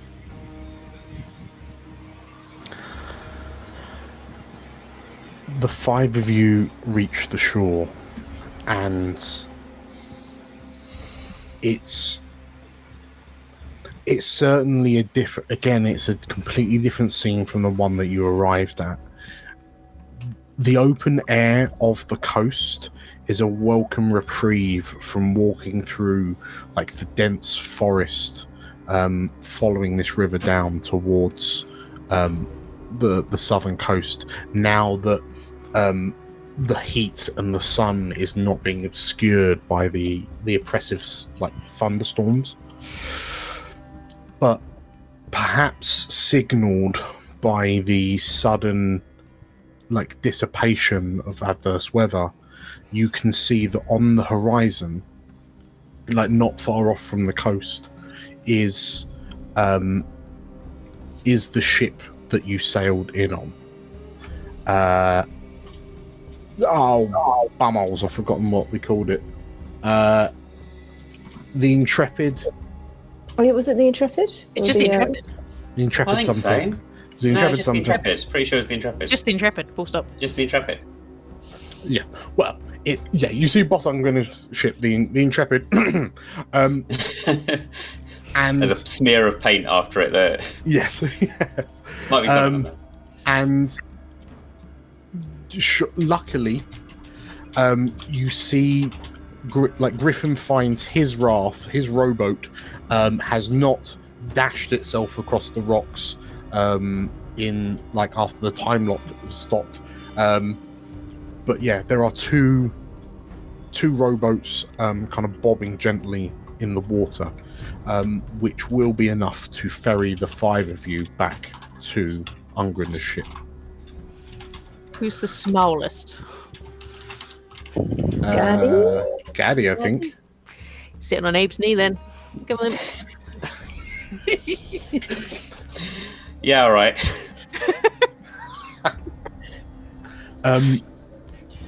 When you're sailing back, you know, it's a relatively short journey from the coast to Dorlashal. As you're sailing back to the expedition town,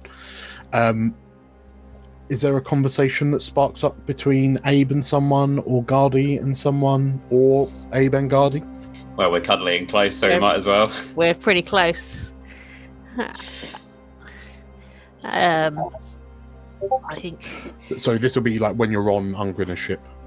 on a British ship, Okay. not us rowing. Regrettably, I am no longer together. sitting on your knee. Oh, I mean, you still could be. No, we're not there yet. not quite.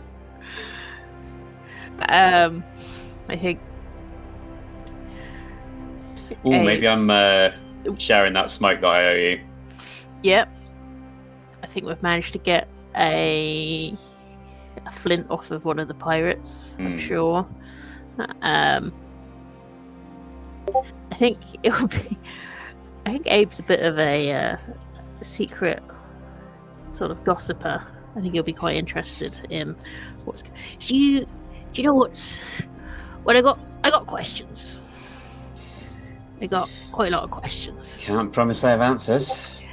Well, one, what is the deal between those two? Now that is an easier question than I was expecting. I don't get it. Like, they hate each other, or they kind of like they got this weird energy, you know. They're like, oh, I don't know what's going on.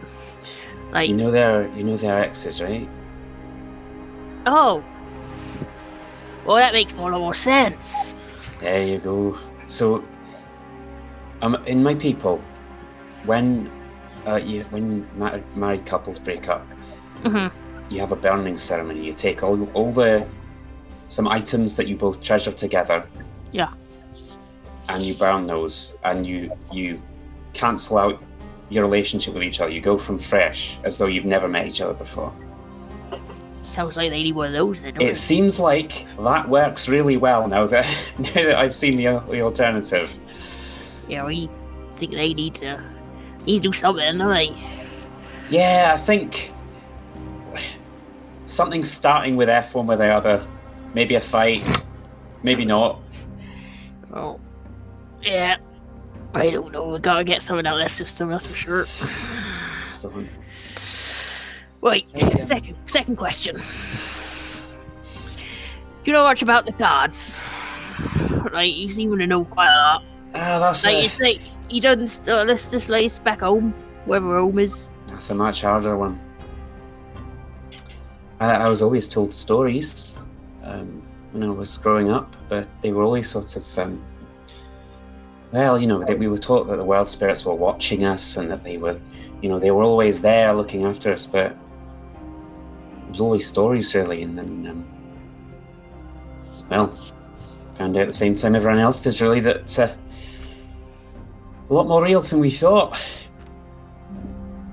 And that was very comforting until about 2 hours ago. Yeah, well, I mean, we were talking about purpose before, and whether we're just sort of drifting through things or trying to get stuff. What do you do in the thing that's your purpose is so different? Is being damaged? I'm not gonna lie to you, I'm feeling pretty lost. well, I mean, you just gotta try and try and fix it. I mean, if that's your purpose, is to know about these spirits, and the spirits are in trouble, maybe that's your purpose. I always thought that. I came here so that they could help us, but how are we meant to help them? Yeah. I tell you what, you did a bloody great big good job when you talked to them that time. I didn't. You managed to get them to split up and go home. That's not what. No, I couldn't imagine doing that. I wouldn't know how to say that in the time period. I would have just said like, "Oh, stop fighting." You had the brains to That's say, pretty much like- go home. It's just because I've spent a lot of time with animals, and they feel like scared animals, and because they're afraid, getting them to go home, getting them to hide seemed like the best option. I think if I asked them to calm down, well, I mean, how do you feel when someone asks you to calm down? Yeah, no, not great. I don't like nobody telling me nothing. Damn right. But I mean, I don't know.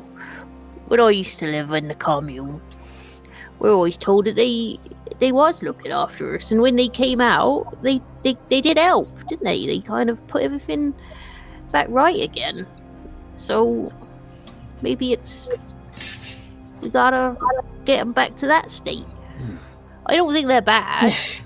Maybe it's our turn. Ah, maybe, or somebody They've else's saved turn. us. Maybe not my turn. Maybe somebody else's turn. But I mean, what, Abe? If we hadn't had you with us back there, we'd have been killed by trees within about 6 seconds. Well, yeah, I know how to chop down a tree, that's for sure. Damn right. Well, I mean, if you'll stick with us, just till we get this sorted, it'd be an honour. And without meaning to pry at all, maybe it'd help you get a little bit closer to your girl again. I don't know. She don't want to know me. Yes, she don't want to know nothing. We'll see. I think we both have a pretty impossible task. I'll try and fix a relationship with a god. You try and fix a relationship with your pissed off girl. I got more hope for the gods, to be honest. But there you go. Well, we'll give it a go. Here's to us, eh? As the two of you kind of cheers one another,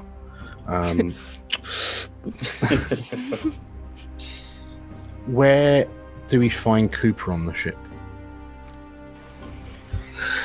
I think he's going to seek out Enismera, because I'm assuming she's still on the ship, and he seems like, I think the conversation with Cass has certainly put the wind up him a bit.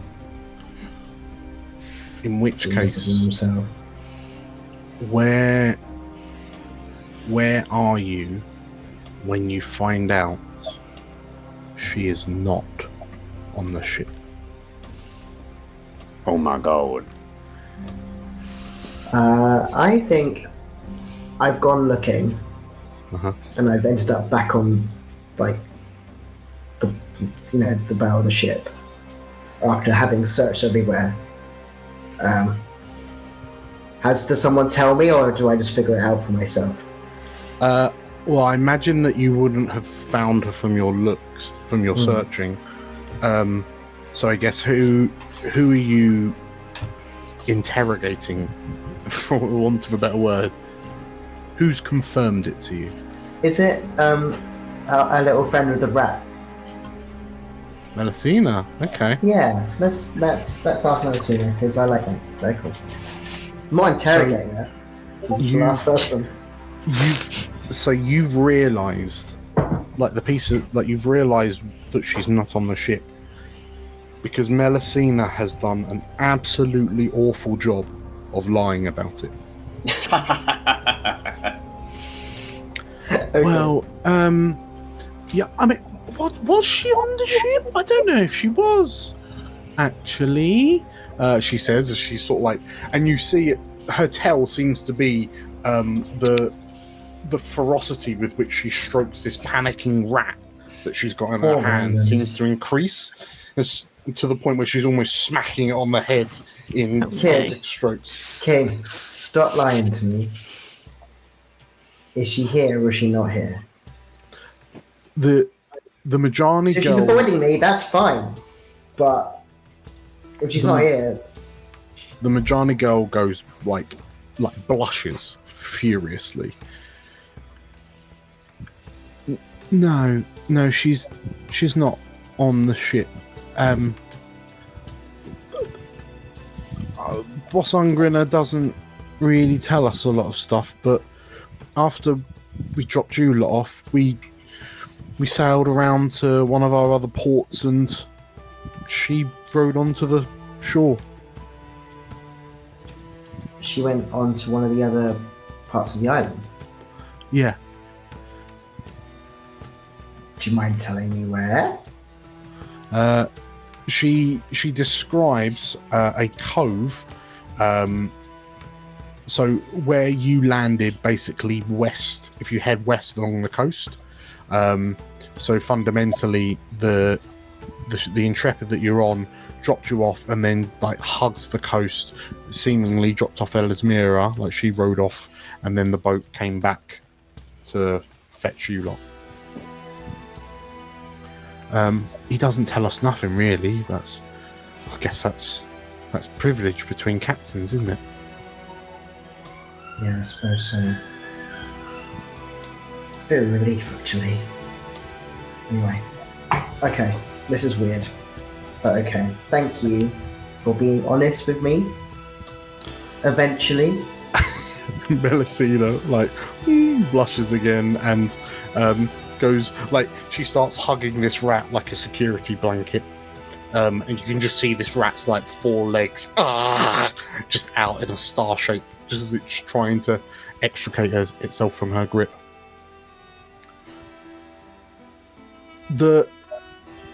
Before long, the 5 of you hear the cries from the crow's nest overhead, and the Intrepid begins raising its sails to slow itself down as it navigates into the docks on the northeastern edge of Dorlashal, as it pulls into dockside. And before you know it, the sun is beginning to set over the horizon. You can already hear a fair amount of chatter from people who are happy that everything seems to be getting better on the island, on the mainland. But between the 5 of you, where's your first port of call as you emerge out onto the docks? Are you going to a place? Are you speaking to a person? Just to remind you, so you know, you've got Mayor Coraline at the mayor's office. You've got Captain Faniel Hastings over at Hastings Hall. Montague at the Harbour Master's offices. Matteo at the Windward Peregrine, if you wanted to speak to him. Shrine Tender Shayla. Elismira is not in the picture. Boss Ungrinner, he's busy sorting out the ship. Yeah, is there anyone you're heading to report news? Well, I mean,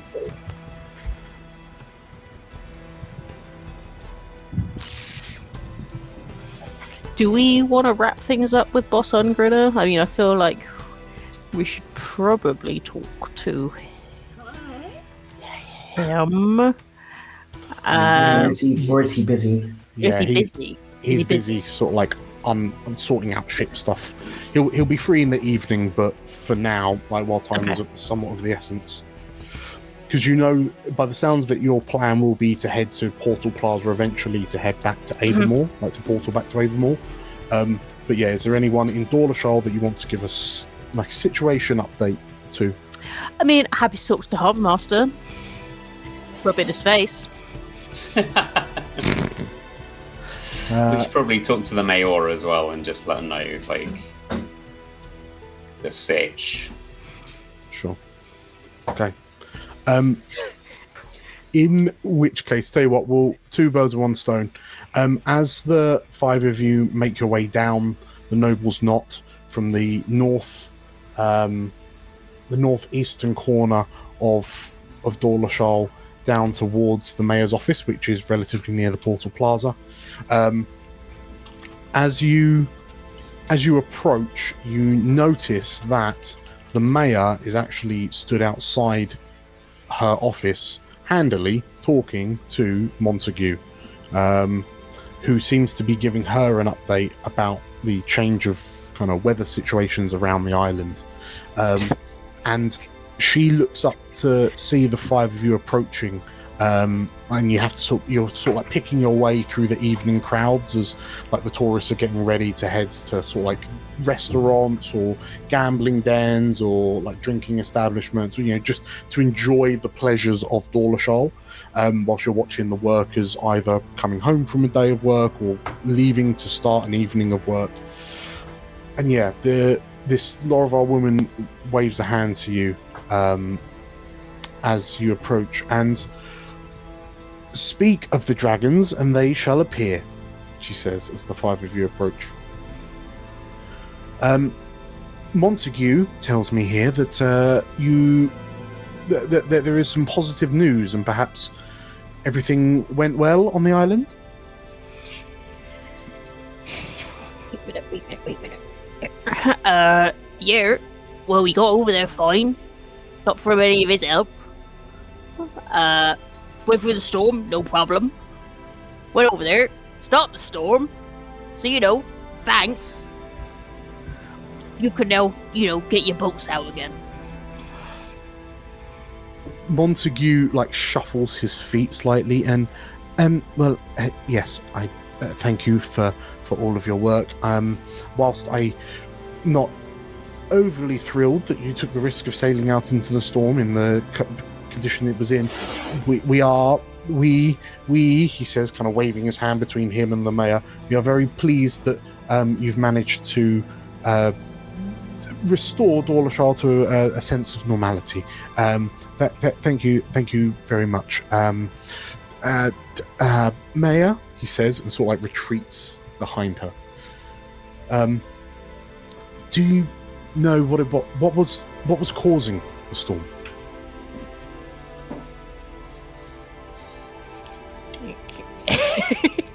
Good. Look at the other guys. Yeah, I'll lean round. And there's something wrong with the world spirits. And come again? There are, of the world spirits on the island. Yes. There's something terribly wrong with them. We think some sort of crystalline infection. I know it sounds ridiculous, but we saw it. This is not good news, she says. It may be worth making the town ready for evacuation in the event that things do go downhill.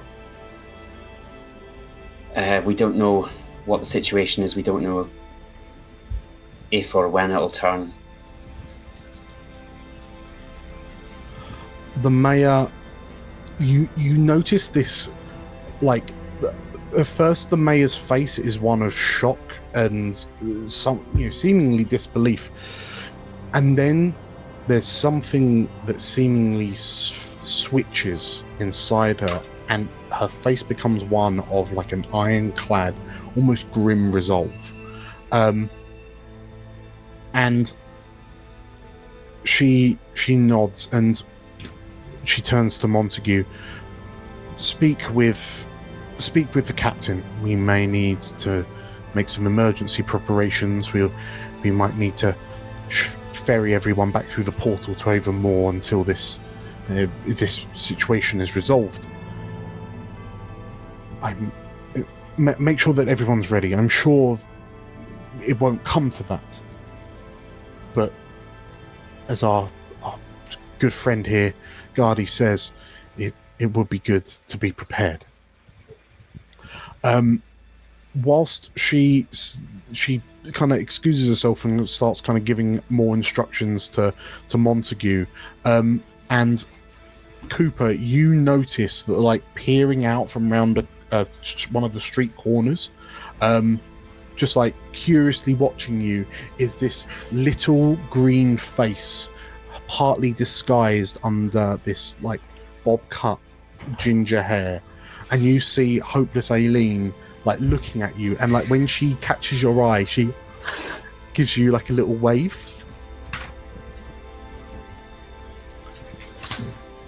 Very small wave back. She looks to you. Just for anyone who can't remember who Hopeless Aileen is, there she is. So as she looks to you, she like, you see her point at you, and then point at Cass, and then she like gives you this like little thumbs up and a hopeful smile. Huh? I think Cooper will follow the line of sight. Cass is obviously busy focusing on the actual thing that's happening in the room. And Cass will be like, Cooper will kind of go, just... You see like Aileen, like her resolve falters slightly, like her eyebrows kind of go into one of a sympathetic look, and then she sort of like perks herself back up, and then you see her pull a little heart symbol at you and like giddily smile at you. And then as she's doing that, like you're kind of distracted, as she does that, you hear this loud bellowing horn, seemingly coming from the waters, like the Dorlashall dockside. And Mayor Coraline's head flicks up at the sound of this horn. And perhaps for none of you might know what this horn's for, apart from perhaps you, Abe. And you all watch as Coraline's face, like the colour drains from her face, and she looks to Montague, and you hear a second time bellow from the dockside. And as you look around, you see that there are guards kind of emerging from alleyways and like buildings onto the street, and they're looking around left and right, looking to one another, wondering what's happening. And you hear the shinking of armor as Captain Nathaniel comes running out from the plaza behind the mayor's office, like desperately sort of like trying to buckle one of his shoulder plate pads on. And Coraline looks to him. What is it? What is it? She shouts. And Nathaniel looks around to the five of you, to Coraline, and I don't know. And as the horn bellows a third time, you start to hear a bit of a clamour and a commotion coming from the streets to the north. And you watch as a Dorlashall guard barrels round the corner onto the street, heading towards you at this junction on Noble's Knot, shouting, "A ship! A black ship! It's on approach!" And you hear the horn bellow a fourth time, and you acknowledge that the horn is sounded in the event of an attack. And as the mayor and the captain of the guard look to one another and then look to the five of you, the commotion that you can hear over the rooftops only gets louder. And you suddenly hear what sounds like an almighty crash. The sound of splintering wood, the sound of screaming people. And as Coraline looks to you, and she looks to Montague, and it would seem that as she is as confused as you are as to what's happening, in the event of an attack on Dorlashall, we'll call it there. It's the Popo. The Wild Spirit Police have come.